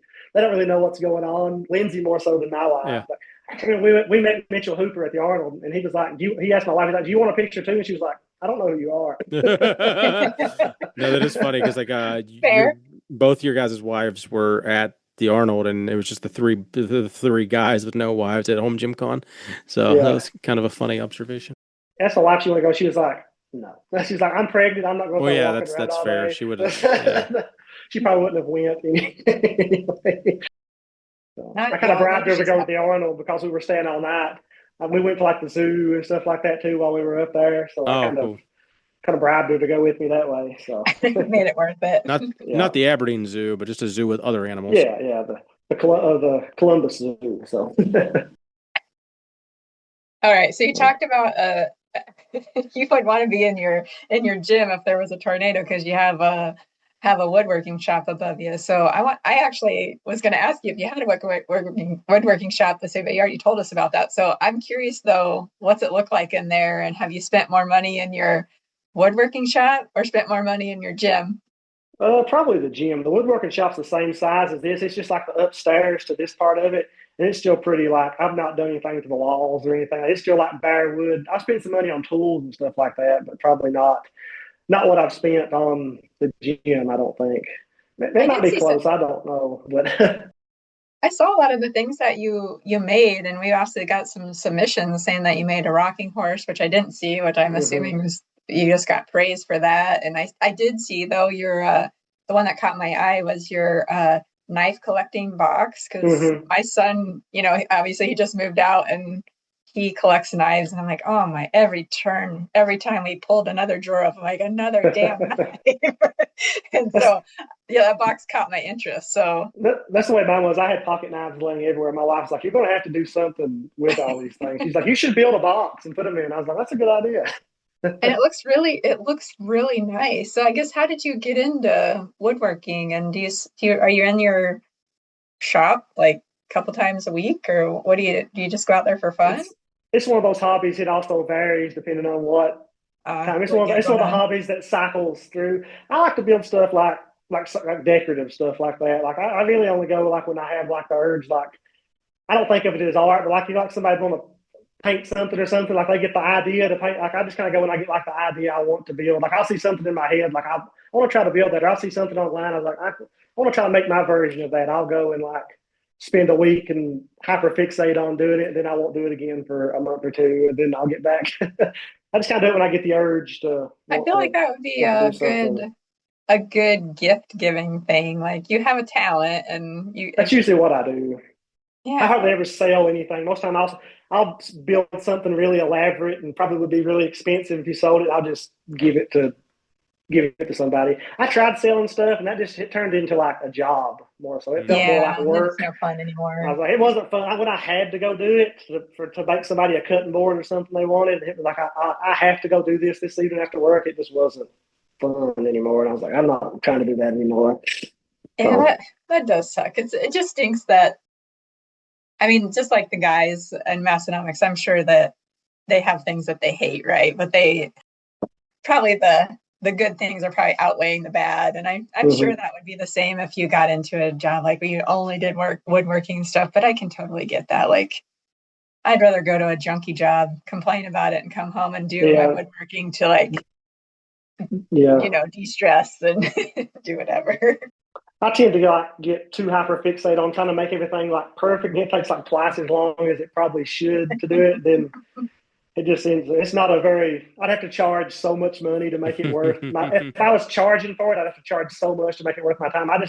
I'll get the enjoyment out of building it, and it's just give it to someone. Now so all those companies you did at Home Gym Con that was selling stuff for what you said was so fucking expensive. Oh, I know. They're the same as you, dumbass. Like they put the same amount of time and money into it and effort, and they need to get compensated. So to keep that in mind next time you're judging someone's cost. I understand why. I just wasn't going to pay for it. I feel you. That's why I don't try to sell. I know people are going to look at that and go, I'm not paying that for that piece of wood. So did you end up making any of those bench covers you were asking me about from that? You might have been inspired by at Home Gym Con. I made one for Hunter. I'm going to make one for myself. I actually bought one off the guy. I've got a message him back about. He put out a thing the other day. Was like, message me if you bought one. I got a message about that. I've got a couple more blanks up there. I just like messing with stuff like that. Like I'll see something like I can build that. I want to see if I can do that. Now, would you burn it? Did you actually burn a logo in it or something? So we're talking about. I had a laser engraver. Yeah, explain it to me like I'm 5. What's a bench cover? It's just like a decorative like head cover you'd put around your bench, just like with your gym logo and stuff in it. Got it. There's a guy at the Home Gym Con making them there. He had a laser engraver. I was like, I have a laser engraver, and I like to make stuff. I was like, wonder how he made that. And I went home and spent an hour on a deep dive on the internet and figured out what he was using for it. Just like a hat for your bench. Pretty much. It was just like he was stapling his on there. I put like some snap clips on the back of mine to wrap around and snap it. Nice. On there. But yeah, it's basically just a piece of leather with like a different color on the inside, and the laser engraver is basically burning the top layer off. That's how you get like that's why it's not black. Like some of them are silver and gold, like writing on top of like a leather. You're just burning the top layer of leather off and then revealing the whatever color is on the inside of it. Yeah. Oh, that's cool. But yeah. I have a laser engraver. I like to tinker with stuff like that. How the heck do you acquire these things? You find them on Marketplace, or I watch YouTube and then I've watched a bunch of YouTube. Like that kind of some of that kind of goes along with woodworking. Like he'll build something, like make a custom like logo or put somebody's initials on something. And I was like, I'll do that. I'll like get really into a hobby and spend a bunch of money on it, and then never make any money back off of it. And I'll just have have all this stuff. I don't get halfway into anything. Like if I get a hobby, I'll go like deep down into it for like 6 months and have professional grade equipment to do it with, and then just not do it for a while. So I want to hear.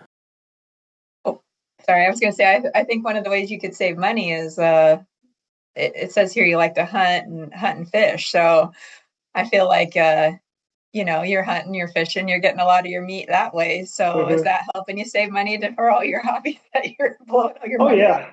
I actually didn't kill a deer last year, but usually I kill two. Me and my wife will eat that throughout the year, like in place of beef. Sometimes we'll still buy it sometimes, but my wife likes it too. So we'll have like, I grind a lot of it. I eat a lot of like, for my meal prep, I usually have like ground beef and rice. And usually during that time of year, I have ground venison and rice till it runs out, Heck yeah. So I actually asked your wife about that, because that's some of my fond memories, is when my brothers and my brother and my dad would go out hunting, and then they'd process the meat, and then they would fry up the loin while they're processing, and they put a little flour on it. Oh my gosh, it was so good. It's like, still I can taste it just like thinking about it right now. So, but that's awesome that she actually helps you.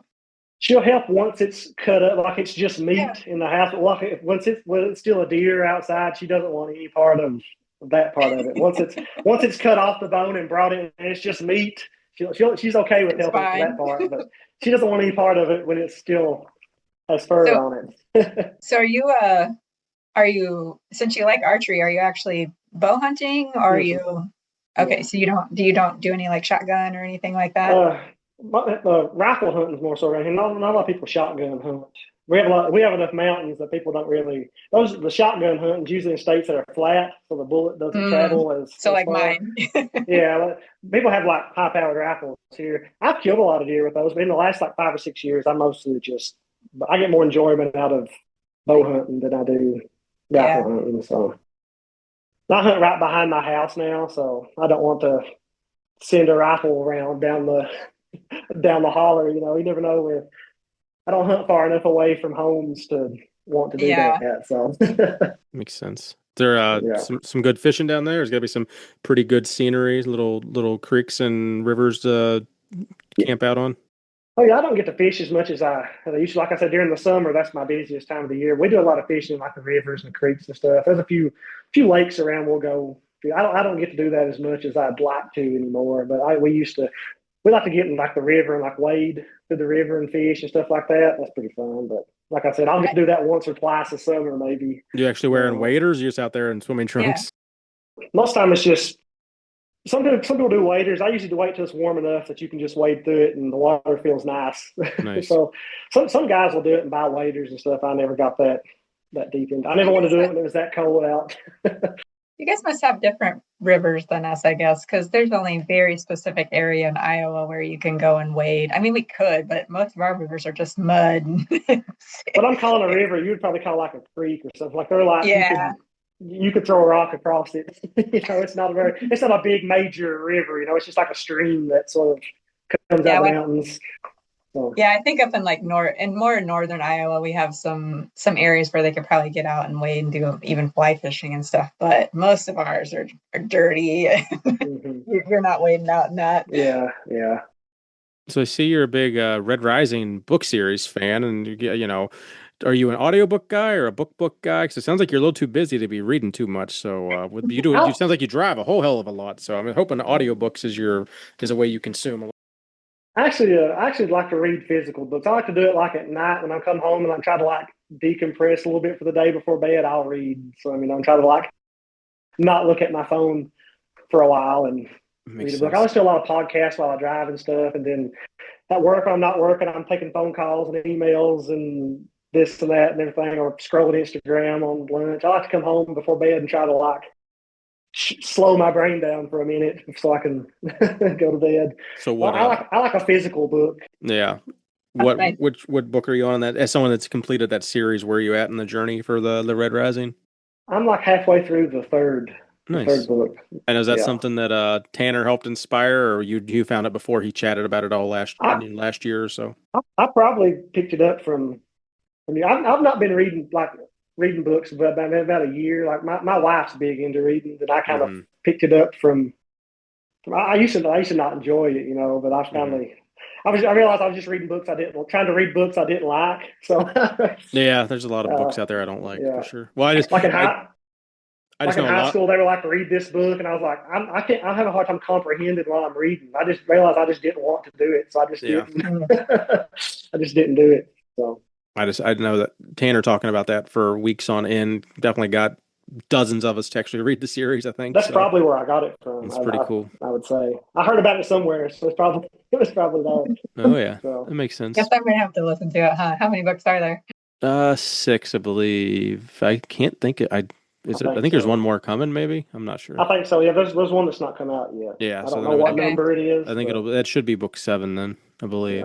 Yeah. I do exactly what you do. But I have 2 books usually going at once. One in audio, and then one to decompress, right before bed. No phones and stuff. The worst for me is I got to listen on I have my work phone and my personal phone, and my work phone is what's synced to my work vehicle. So I listen to that one, but then if I don't like to, as soon as I get home from work, I like to not look at my work phone. So then I have to I either have to I have to try to remember where I was at in the book, like by skipping forward like an hour or something, or just run 2 separate books on different phones, because it's too much of a pain in the ass to, I refuse to carry around my work phone fucking at home. Have you read any of the Terminal List books, like the Jack Carr? I have not. I heard you're a fan, but sell me on those without getting out of your chair. Sell me on a couple of those. Oh, well, they're in the house. Yeah. Well, we'll be back. It's a TV series with Chris Pratt. So if you watch the TV series and like it, you'll probably like the books. It's more where he had brain cancer or a tumor. Or some shit. That's the first book. Yeah, there's like 6 books. Now, was that the show? Did you find those books before the show, or did the show inspire you to read the books? That guy, I listen to Joe Rogan sometimes, and the guy that wrote him was on there a lot. So I'd heard him talking about him for years before I decided to actually read them.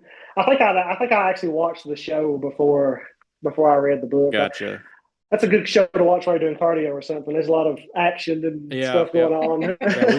We watched the first season a few years ago when it came out. I don't think I ever watched there was the spinoff that just had the Taylor. Yeah, it was just that one that I didn't consume. But I think season 2 of the original is coming out real soon. I think October. I think. Yeah. So sometime this year. So I'll add it to my Goodreads. Well, I will try to. Someone listening DM me to remind me to add that to my Goodreads list, because I don't have time to do that. If you like the action kind of books and stuff like that, they're like a lot of shooting and fighting and stuff like that. They're good. That's up my alley. They're good.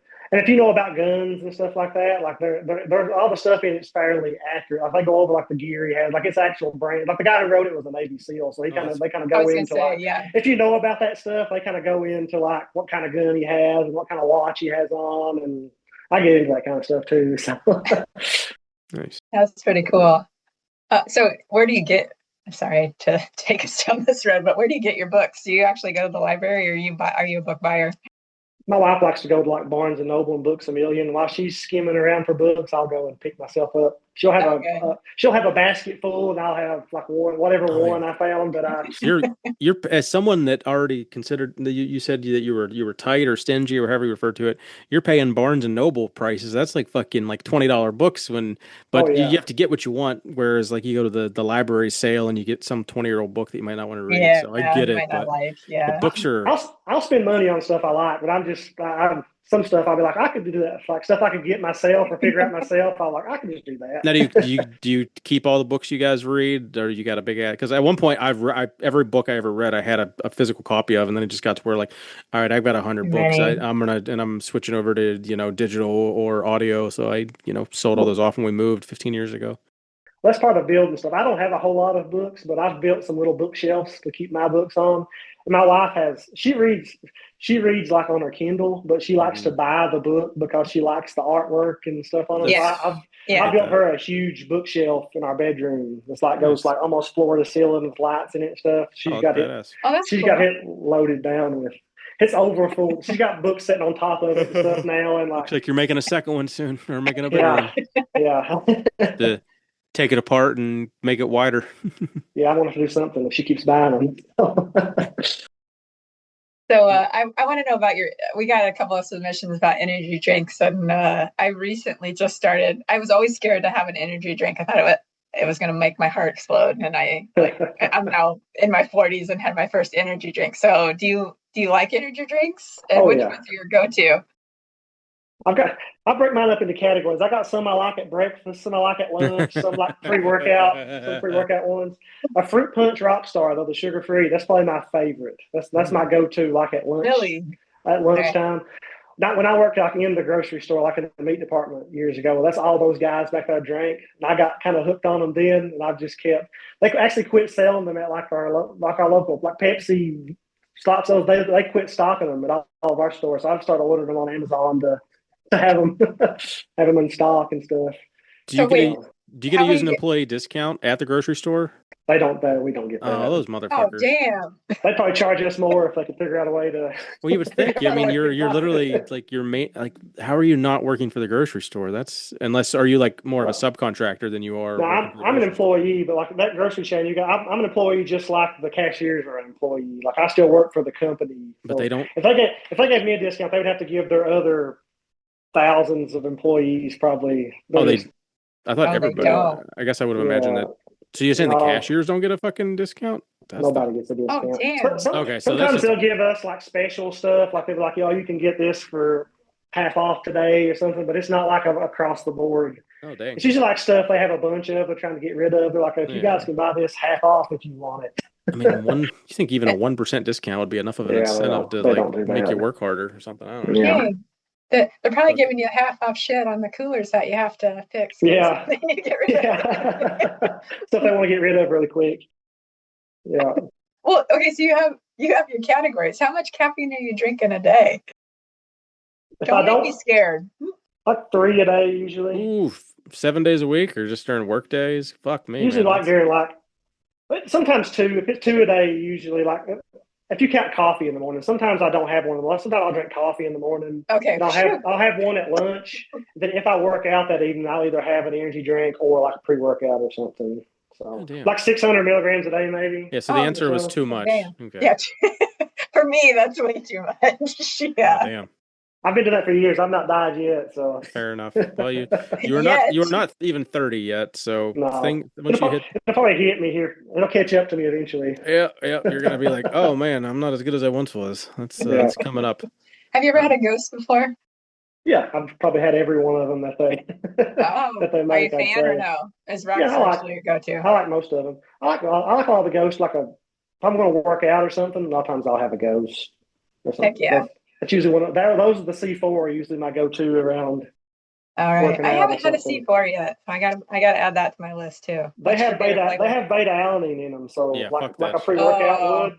So, but not much. But if you're not used to it, you'll get a little bit like tingly when you're drinking the C4. That'd be such a shitty surprise if you don't realize it's in there and you drink that while you're driving to work or something. It'd be like, oh, I guess my fucking day's ruined. We had an apprentice at work. He wasn't big on energy drinks. He's like, I got him to try one. He didn't know. I didn't think about. I've drunk so many of them, like it doesn't really affect me anymore.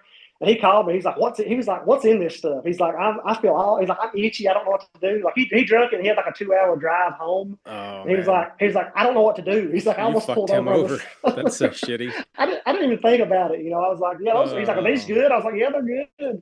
I didn't think about the beta-alanine killing him. Well, speaking of other, foreign high levels of this and high levels of that, I want to hear about this high level of zinc you have and what the hell that's about, and if that caused any side effects in life.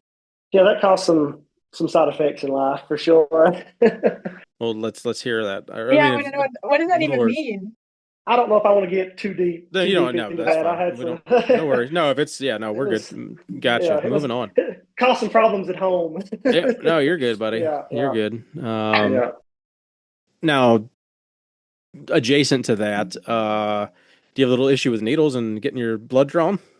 Very much so. Well, if you're Very comfortable with much that, so. let's hear that. We'll talk about that for sure. Yeah, all right, yeah. Let's make that one the go-to.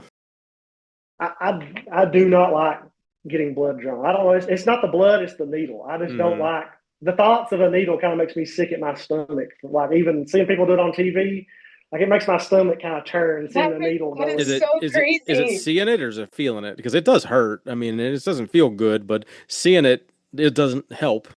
Feeling it mostly is what I can watch people do it and be fine. Like it just kind of makes me like kind of cringe a little bit. Like I'm fine, but like when feeling it, like it makes me, especially like if I'm like in good health and not sick or something, I won't pass out. I'll just be kind of like nauseous.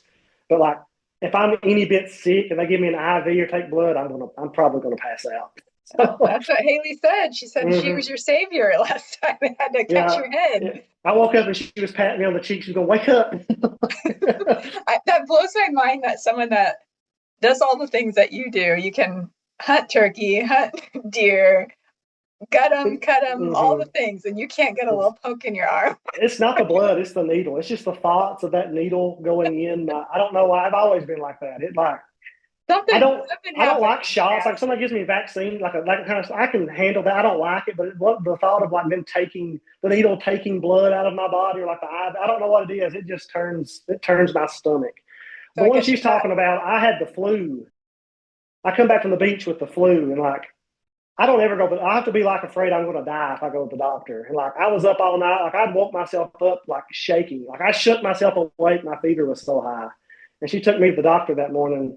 And they were sort of like dismissive, like I had the man flu or something. Like they were like, "Oh, you'll be up." I told them, I was like, I had been up all night, throwing up, had a fever. I was like, "I'm going to pass out when you guys do this. Just fair warning." I told them. They put me in the room with like the recliner for like the immune compromised people.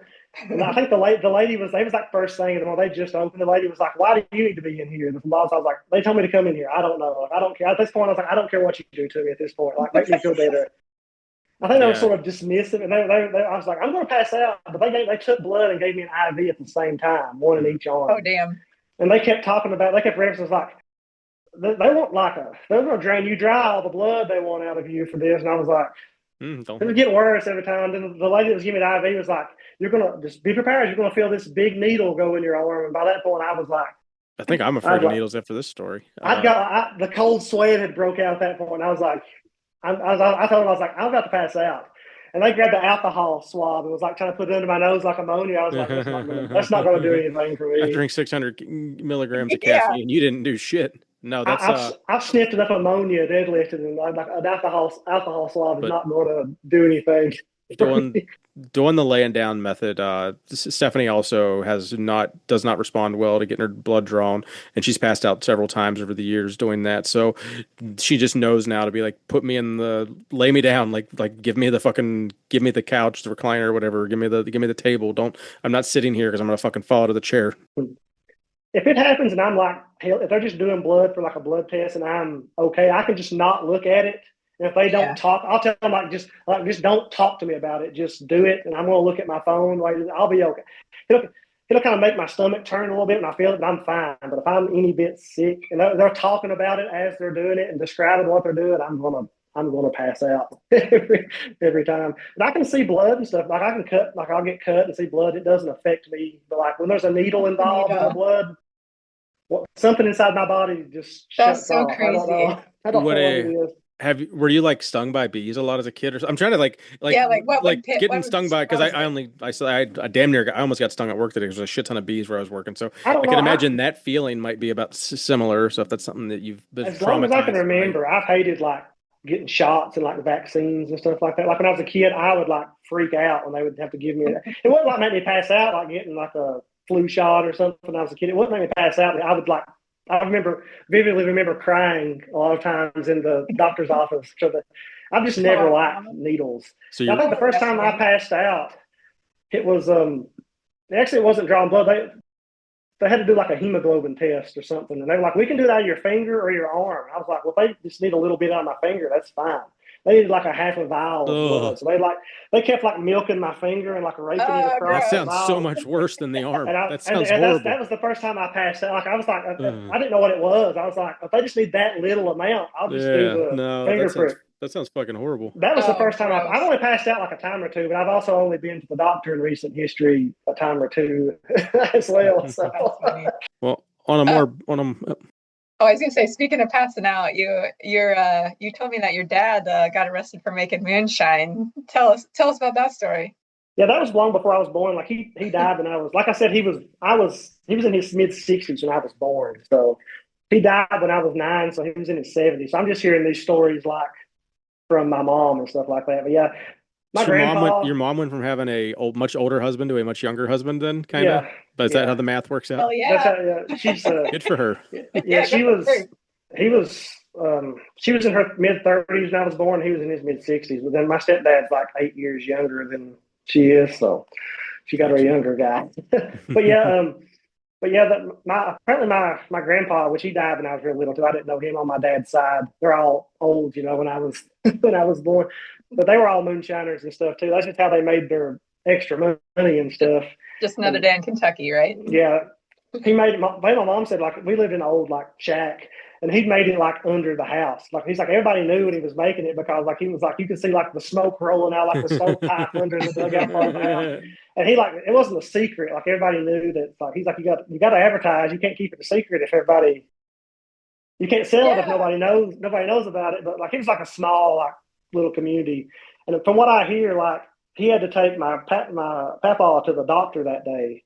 So like he knew, like the sheriff called him, was like, somehow they let him know, like, hey, we're coming up there to like, so if you want to move it or something, we'll give you. They gave pre-warning. I don't know how all that went, but I know he knew they gave him a heads up. And he was like, well, he didn't really care, I don't think. So he was like, I gotta take Dad to the doctor that day. So it was like, apparently it was on the news and everything, like a moonshine bust. And my mom got arrested too because like it was under the house, so she lived there. So I guess she was technically a co-conspirator. Oh my God! They took him to the little county jail and like somebody bonded him out. They only stayed there for like 2 or 3 hours, and then apparently the police they went to the court hearing like twice, and the police never showed up. Oh, nice. And the judge like just dropped his stuff. That's how they do it. But he always swore. I remember telling that he always swore there was 2 or 3 like quartz missing. Like when they took it all out like to destroy it. They said they stayed in there a long time like by themselves, and they made them stay outside. They stayed in there a long time. He said they swore there was some missing. That's funny. I remember growing up, the old barrels were over the hill from the house. I remember you could see like the big axe marks. Like when they take it like bust them with the axe. Destroy them. I vividly remember he quit before Mom made him. I think Mom kind of gave him the ultimatum to quit when she found out she was pregnant. She's like, I can't be pregnant and like the police coming around up here, like a closet full of illegal moonshine in the house with a kid going around. So that was all just stories from when I was a kid. That was all in the past when I came around. So. It sounds like a different world back then, for sure. Oh yeah, I mean, it's funny. That was just common. Like my uncle, my dad's brother. Like I remember, like he died when I was 15, but he made it too, like in a building. So there's just like it was just what they done up there, Yeah, just another day. Just what they done. So you make it out to Universal Studios once a year? We try. We're not going to make it next year because but we've been 3 years in a row now. So. Nice. But after that, won't you? So you're talking about. Once the baby gets old enough, I'm sure we'll be going quite a bit. So that's your guys' is going to be your first kid, right? Yeah. It's due in February the 6th. How's have you been in dad mode of building a crib? Have you done anything specific for the? I started remodeling the bedroom last weekend. You guys were talking about like mold and sheetrock, we call it sheetrock right here, but drywall. Yeah. I started on all that. Like that part of our house is kind of old. Like the rest of our house is new. That's part of the older part of the house. So I pulled the old paneling off the walls. I was just going to put like drywall over top, like just back in its place to get rid of it because But then there was like 5 layers of old wallpaper I had to tear out, and there was like some old board, and it turns out it was mold. There was mold in behind the wall. Oh, so, damn! It's good you caught it now rather than that's what I'm saying. Fuck your lungs up rather than the baby's lungs. That's what I've been fighting for the past week. Is I finally got it all.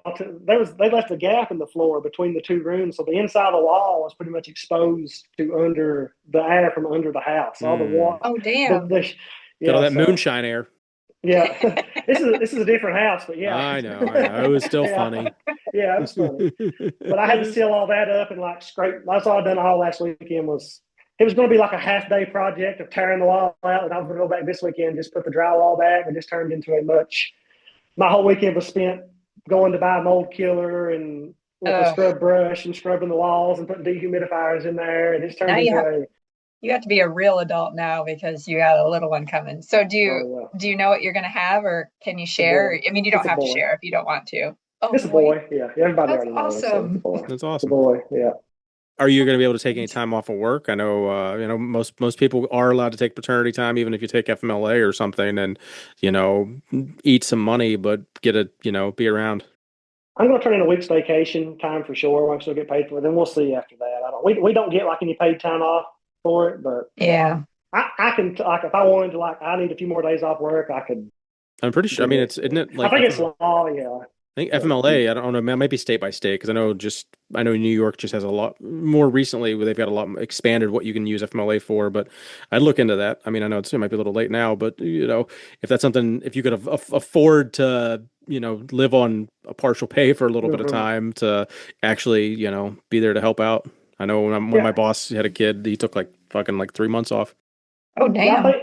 I think it's I looked it up. I think it's like law. You can take up to like 3 weeks off. I think is what it is. Like without them without any you can't get in trouble at work. Nice. Yeah. You can't take 3 weeks off. But my job, especially that time of year where it's wintertime, my job, I can kind of start. I have my own stores to take. I can kind of start when I want to and come home when I want to. If nothing's a pressing emergency that needs took care of. So like. If I need to start at 10 or 11 o'clock today, I can. Or if I need to run home like midday to take care of something, I can also. If like nothing's going on, nobody's like telling me not to. You have to be here till this time. You have to start this time. But on the other hand, if like the ice cream's melting, I have to stay, till the ice cream's going again. So yeah. Do you have any kind of give and take? Do you have any siblings, or are you the only child? I have a stepbrother and a stepsister, but as far as the Honeycutt side, I'm an only. So is this going to be the first? So not the first grandkid for your parents then, or my sister has a baby. Gotcha. He's 3 years old now, but it's going to be their second grandboy. So nice. That'll be. I mean, they still have some cousins, not ridiculously age gapped, because it's nice to have some family growing up for sure. He'll have them. He'll have Hunter's boy to play with. So. Oh yeah, that's true. Yeah, so yeah. All right. Well, we got some new games this week. I think we're going to hit us with. We like to switch it up every now and then here. Change is good, as I've been told. So this one was submitted by one of our friends, Big Jen. I don't know if you're not familiar with her. I think she played this with some friends or something and wanted to add it to the podcast. So I'm going to hit you with this one, and then she has wanted to follow up with. All right. So it's the Zombie Apocalypse game. I'm not sure if she gave you any hints about this one going into it. Okay. So for the listeners. I'm just going to read it verbatim. If there was a zombie apocalypse or it was the end of the world as we know it, who is the one person you would choose to bring with you and why? You can only pick one.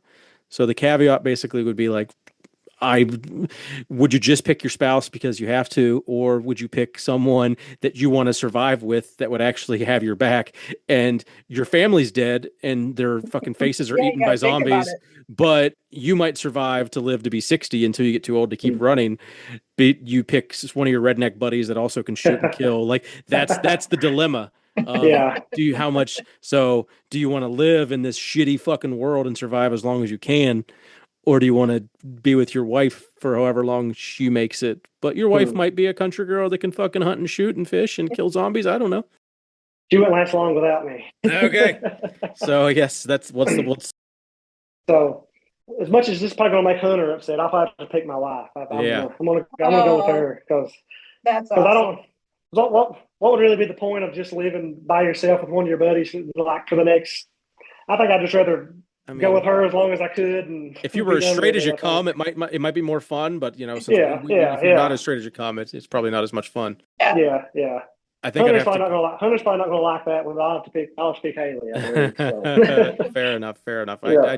I did hear before Jen said that she did not pick her husband, but I'm going to answer before she gives her reasoning. Is I understand the concept of picking someone that would help you survive, but also to relay what Mr. Honeycutt said. I wouldn't fucking survive without my wife emotionally or mentally. I couldn't compartmentalize the fact that I just want to live and survive no matter what. Yeah. That just wouldn't I'm okay with dying. It sucks as shitty as it's going to be to die someday. I don't want to live in a fucking horrible world just to survive and be chased day by day. That doesn't sound cool. Yeah, it doesn't sound. It'd be fun for a first little bit, but he'd probably get old. He'd probably get old really quick. But my wife and I would not survive very long. We would be gone pretty quick. We would not last. We would die a very horrible, painful, eaten death. I think Wesley has an advantage though, because he can pretty much do anything anyway. So I picked my dad in the event only because it's not that I love my husband and I love my son very much, but the game was to think, okay, do I want to survive? Do I want to help other people rebuild our world, and then they get the opportunity to have the same life that I did when I was, growing up? And so I picked my dad because my dad's kind of like you, Wesley, where he can hunt and fish and he can process his own food and he can and he can do all these things that you could teach someone else, and you could rebuild your world. And it might suck, but you're going to find a community and you're going to be able to do that. So I think that's why I picked him. And so I was wondering your take, because you are like my dad, where you can do all that stuff on your own. So I'm probably the one having to help people, having to keep people alive. So which probably will get you killed, actually. Yeah. I have a lot of responsibility. Probably, I don't want that much responsibility. It's the end of the world, for God's sake. I don't want to fucking I don't want to respond to the goddamn email. This in-person email. I'm just trying to relax. Happy Monday. Go fuck yourself. I don't have to work anymore. I'm just trying to relax. The grocery stores don't exist anymore. I don't have to go to work. The grocery stores is the back 40. Yeah. It was probably 5 years or so ago, and it's funny now. I talked to Damager and David and Andrew and stuff, and even Grayson, about just workplace things that we hate. And now that you say that, just having nothing to think about for a little bit would kind of be nice. So maybe I should just pick Sean, and we just, if we make it a day, we make it a day. It's fine.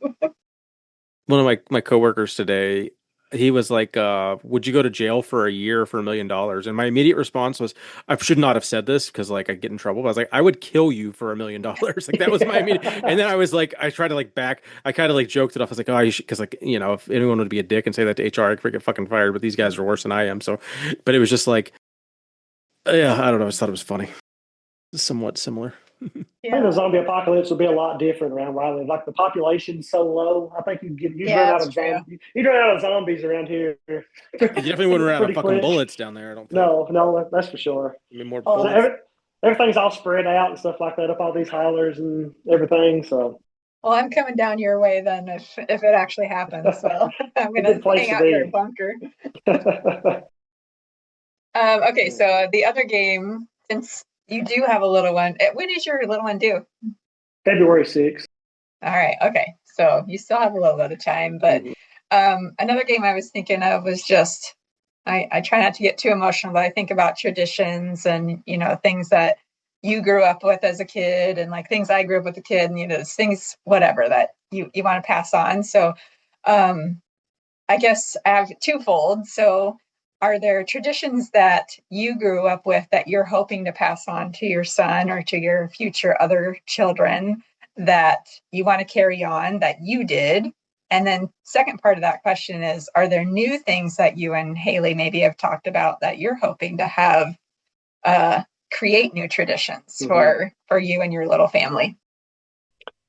I'm not sure if we have a whole lot of actual like traditions as a family. Like we always had Christmas dinner, Thanksgiving dinner, like stuff like that. We didn't have very like many specific like niche things we done. I'm really looking forward to Christmas though, like with the kids, because I loved Christmas as a kid. Like Yeah. as a kid, I like all the movies and stuff too. But now, like I've seen them all 100 times. It's just me and Haley. It's like it's hard to sit down and watch an old Christmas movie you've watched 1,000 times as a kid. I'm excited to get to watch all that stuff again with someone who's never seen it before. Then like exactly. a kid's excitement at Christmas. You know what I mean? I'm looking forward to that again. I remember as a kid, like how excited I'd be at Christmas time and everything. And once you get an adult, like, and it's just you and just two adults, right? It's not as fun. Not as fun. I'm looking forward to all that. And like, we love fall and stuff like that, and like Halloween. I'm looking forward to doing all that kind of stuff. A kid doing all the stuff we already do, but just having an excuse to do like the kid stuff. To have a, have a kid. We like going to the theme parks and amusement parks, and like we'll have an excuse to. That's what I told my wife. Like I said, we'll have an excuse to do all the kid stuff we like to do and not look weird while we're doing it anymore. That's so true. Well, Universal Studios could be, part of your, new tradition, I guess, or Disney World or whatever at that time. So I have a cousin that works at Disney, so she could get us in. Oh, heck get us in for free. So, are you Are you going to be a Christmas morning person, or do you think that's going to be your day? We've always been Christmas morning because we never did get to do anything on Christmas Eve. It was always Christmas morning. My wife's family are Christmas Eve people, but I think my wife leans more towards the Christmas morning. That's good for your kids. So, for your small family. That's perfect. That's awesome. Yeah. All right, Keith. You want me to read a couple? You got some affiliates. You got a little affiliate with them. Yeah, so we got a couple more affiliate links to read. We got Barbell Rescue. We got who we just talked about, Big Kim, Home Gym Con, and Gym Radar. Code unpaid gets you a free account on Gym Radar. I can't remember who said that the first time. It's been in the last like 3 or 4 weeks. Someone had said it. And then we've been kind of, was it Joey? I honestly don't remember who said it. I remember. I remember whenever it was said, I like specifically like opened up my blank document that I copy paste every week for the show notes and like edited that into the Gym Radar ad for the affiliate. So I got a kick out of that. It was all right. Big Wesley, are you familiar with Unpaid or Underrated? It's a game we like to play here. I don't think I explained it well enough last week because it was butchered on answers of what the hell what did he even I can't remember he combined both answers. Yeah, and I was like, wait, I don't know what your answer is. I didn't anyway, so Unpaid or Underrated. Everybody in the Honeycutt family tree listening for the first time, it's a game we like to play here. So we're going to give him up to 6 topics total, and he has to decide with druthers if it is unpaid, which, sucks because no one wants to be unpaid, or if it's underrated, which means it's probably pretty awesome.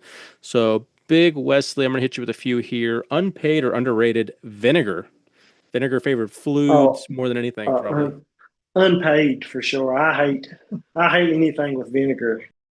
With vinegar in it. Anything pickled, anything that has like buffalo sauce, anything I can't do it. We must be related because I'm in the same boat. I can't stand You don't like pickle either?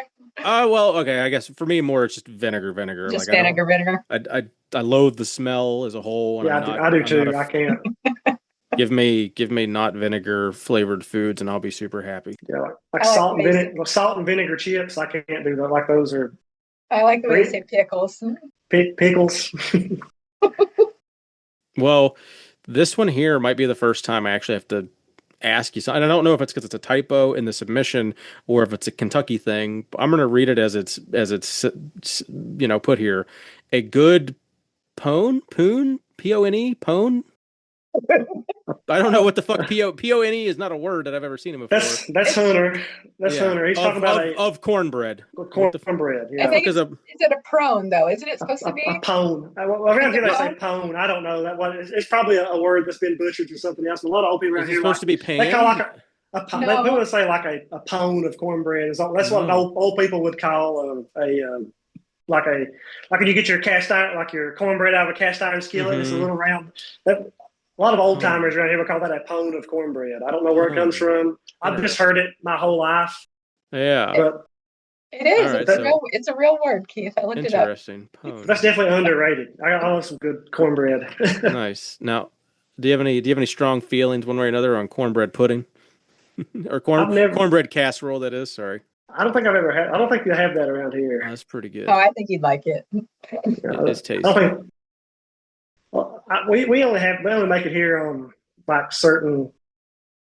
Like a lot of times in the fall, if we have some soup we don't eat like that. I don't eat like that much, But sometimes on the weekends, I'll have something fried and go back to my roots. Cornbread and chili for me was a staple growing up for sure. Like cornbread had to go with chili. Yeah, a lot of times when I make chili, I'll make cornbread and stuff like that. Tell hey, you gotta make a cinnamon roll. All right.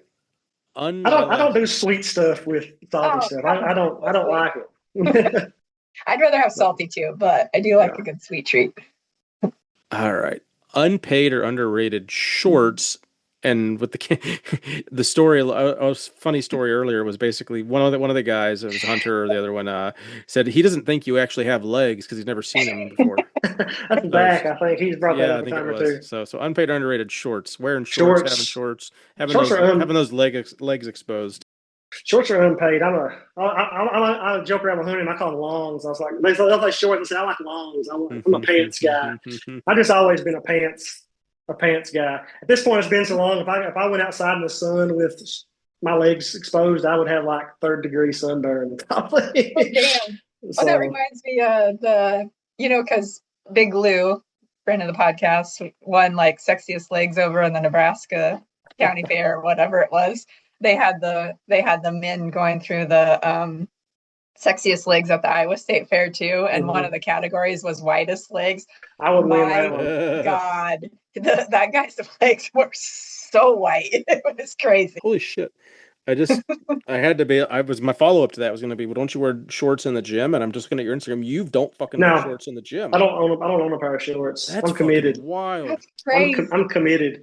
I keep it in the 60s in here anyways. It's not very hot. I got this good air conditioner. I keep it turned down. It probably doesn't take much to cool the little thing either. I've done that so long, like I don't pay. Like it's one thing's been my life so long. I don't really like pay attention. Like it's not anything out like, oh, I'm burning up because of these pants. It's like it's what I've always wore, So you like remember as a child like not wanting to wear shorts? Like there's no way your mom lets you just wear pants year round, right? Like you had to wear shorts. When I was a little kid, I wore them and stuff. Like once I got like old enough, I was buying my own stuff and stuff like that. I just like wear pants to work and wear pants like out, like I wear boots and stuff a lot of times. Boots and shorts aren't the most. I wear shorts. I have to wear shorts and boots all the time at work, but only because I have to wear steel toes. Yeah. But I do get to wear shorts, which is a bonus, which a lot of companies don't let you. Your shorts are pretty long, and they got a lot of pockets. So they're long because I'm fucking 5'8", so everything's goddamn. They're all longs when you're fucking 5'8". Longs. That's what I refer to them as the homonym. I talk about shorts as I'm a longs guy instead of shorts guy. I wrote that one down. I love it. No shorts. That's wild. Okay. Well, hopefully that's not a tradition you pass on to your kid, because having the legs out, there's nothing wrong with it. But yeah, those are mine. I'm all set. What you got? Okay, my turn. Oh yeah, we left you a couple. There's some good ones though. You can always scroll up too if there's anything from other things that jump out better. Okay, I added this one, and I don't know why. I just thought it was funny because you're from Kentucky, so I had to know if you think Kentucky Fried Chicken is unpaid or underrated. I gotta think on that one. I think it's probably underrated. If I'm gonna go, I don't eat a lot of fried chicken, but if I do, that's usually where we have that in like a I don't know if they're like a nationwide thing or just local, like Lee's Famous Recipe chicken. We have both of those in town. Usually I'll go to KFC instead of there if I do. I'm more of a chicken tenders. I'm more of a chicken tenders guy instead of like a chicken on the bone guy though. So it did originate there, right? That's what they say. Not around here though, I don't think. It's somewhere out in the real part of Kentucky, not the eastern mountains. Not in the hollers. No. All right. So unpaid or underrated Milwaukee tools. Oh, those are unpaid for sure. I have all kinds of Milwaukee tools. I wanted them to make the Milwaukee Massonomics banner for the gym. I never could talk them into making it though. When they done like the Massonomics Milwaukee shirts. So you mean underrated then? Oh, did I say it backwards? I think you said unpaid, didn't he? I'm sorry. I did. I'm sorry. You're good. No, you're good. I was just. I like them. I like them. Yeah. I love them. So okay. That's what I thought. I'm sorry. I got it switched around. Fuck DeWalt. He loves Milwaukee. Yeah, I don't like DeWalt. Milwaukee does have a bigger variety than DeWalt, but I'm just I'm 15 years into DeWalt. I'm not getting rid of my $500 worth of 20-volt batteries. Like, I'm stuck. Oh yeah. I started out on Milwaukee, so if I started out on DeWalt, I'd probably be in that. That's true. Well, I think Milwaukee had better marketing. They had more people in YouTube videos using it when I was buying tools. I think that's right. Oh, sorry. I when I worked in my first job, that's all I did was use Milwaukee tools. And so when I married my husband, he was a DeWalt guy, and I was like, oh, well, I don't know how to use this because it's not red. I grew up using what the fuck is it? Oh, Craftsman 19.2. That was the big thing when I was like when I first got into construction and shit, and when I was a teenager, it was the old NiCad Craftsman 19.2. I had that for up until I was, I don't know, my late 20s. All right, so my last one, unpaid or underrated, since you're a big Universal Studios guy, Orlando. I'm going to say it's underrated, but the only places we ever go there, we fly and go straight to the hotel and then just shuttle back and forth to the park. So the part where Universal is underrated for sure, but I can't comment on the rest of it because I've never been anywhere besides the airport. Or that's all Mike just being like a one of those layover cities where it's like, you know, there's a lot of cities I've gone to, but I've only been to the airport. So does that count as being to the city? Like, I don't know. Probably not. Then I still hear me good. I think one of my headphones died. Can you still hear me? Yep, you're good. Yeah, we can hear you. One of them died. So what you gotta do? Well, you did pass. That was good. You got lots of. Unless there's any of them jumping out that you wanted to follow that you had to hit him with, Jen. No, I don't think so. I think we did good. We covered a lot of ground on this episode. We know he loves cats, so we don't need to ask him that. Yeah. Well, that's the hard part is when you build the unpaid or underrated list from what's submitted, and then you cover 80% of it throughout the fucking course of the podcast. So that's why I always kind of have to scroll back up and be like, what did we not talk about that seems interesting? And let me ask that. All right, Big Wesley, is there anything that you have for Jen or I that you wanted to hit us with? Could be, you know, something simple, something funny. You don't have to. No, it's fine too. Nothing I can think of right off the top of my head. All right. Well, then we can bring this one in for our landing. Big Wesley. Actually, I'll ask you one more thing. So Live Hard, Live Easy or Crew Falls, any of those on your bucket list? Or with the kid coming and with work being 80 hours a week, you're pretty much going to be whatever you can get to in one day?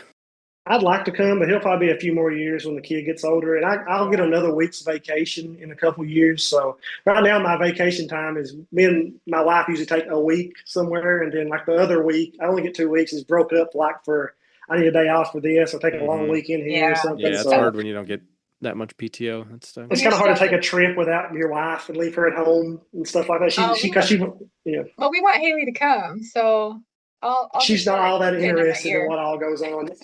Well, tell her that all the cool shit that Massonomics does together is a whole lot more fun than her one day walking around the Arnold being overwhelmed with douchebags. She had a good time at the Arnold, but she also likes to be home. You know what I mean? So I feel that. Yeah, I'm trying to convince her to go to South Dakota. So maybe one of these days. We'll get you out there. Well, regardless, it sounds like you'll be a mainstay at a home gym con at least, because it's in your backyard. And then I'll have to come visit you, Wesley. Nice. Or can come here and lift. Do you think you'll do the Arnold again, or more the Eagle than the Arnold? Fuck the Arnold, but coming to the dinner if it's only I won't get to this year, maybe next year, because my child will be like 3 weeks old. Yeah, that tracks. Yeah, so it won't. Well, Columbus, from where you're at, that's not a quick drive either, is it? It's like 4.5, 5 hours. Yeah, that's a bit much for a dinner. Yeah. I don't want to leave my wife home at night alone. He won't leave her alone during an apocalypse. I don't think he's going to leave her alone for one night anymore. I'm not going to leave her alone with a child. I think she found a good one and she stuck with you. So hopefully that sounds like a good match for sure.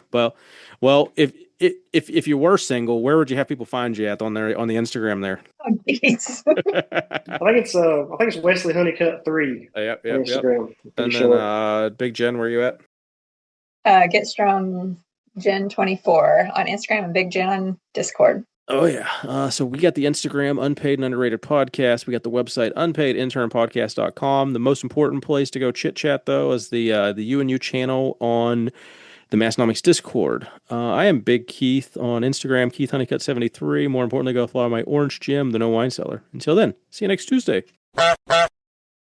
I don't even care if I say howdy too. It just was more of a, I haven't got to give the people what they want because people say howdy all the time now. And it's like, well, I can't go 2 months without saying it. It'll scare people off. But yeah, I'm 100% comfortable with you talking as much as you want. And no worries. The less I have to do, the better. All right. Oh my God. I'm nervous. So hopefully you're good. This doesn't go bad. Okay. All right. Oh, I thought you were going to count me in. Oh, I thought you were going to count me in. Okay. I'm glad I'm not the only nervous one. We'll be fine. Once we get going, it'll be fine. All right. Okay. All right. Ready? 3, 2, 1. Hong Kong.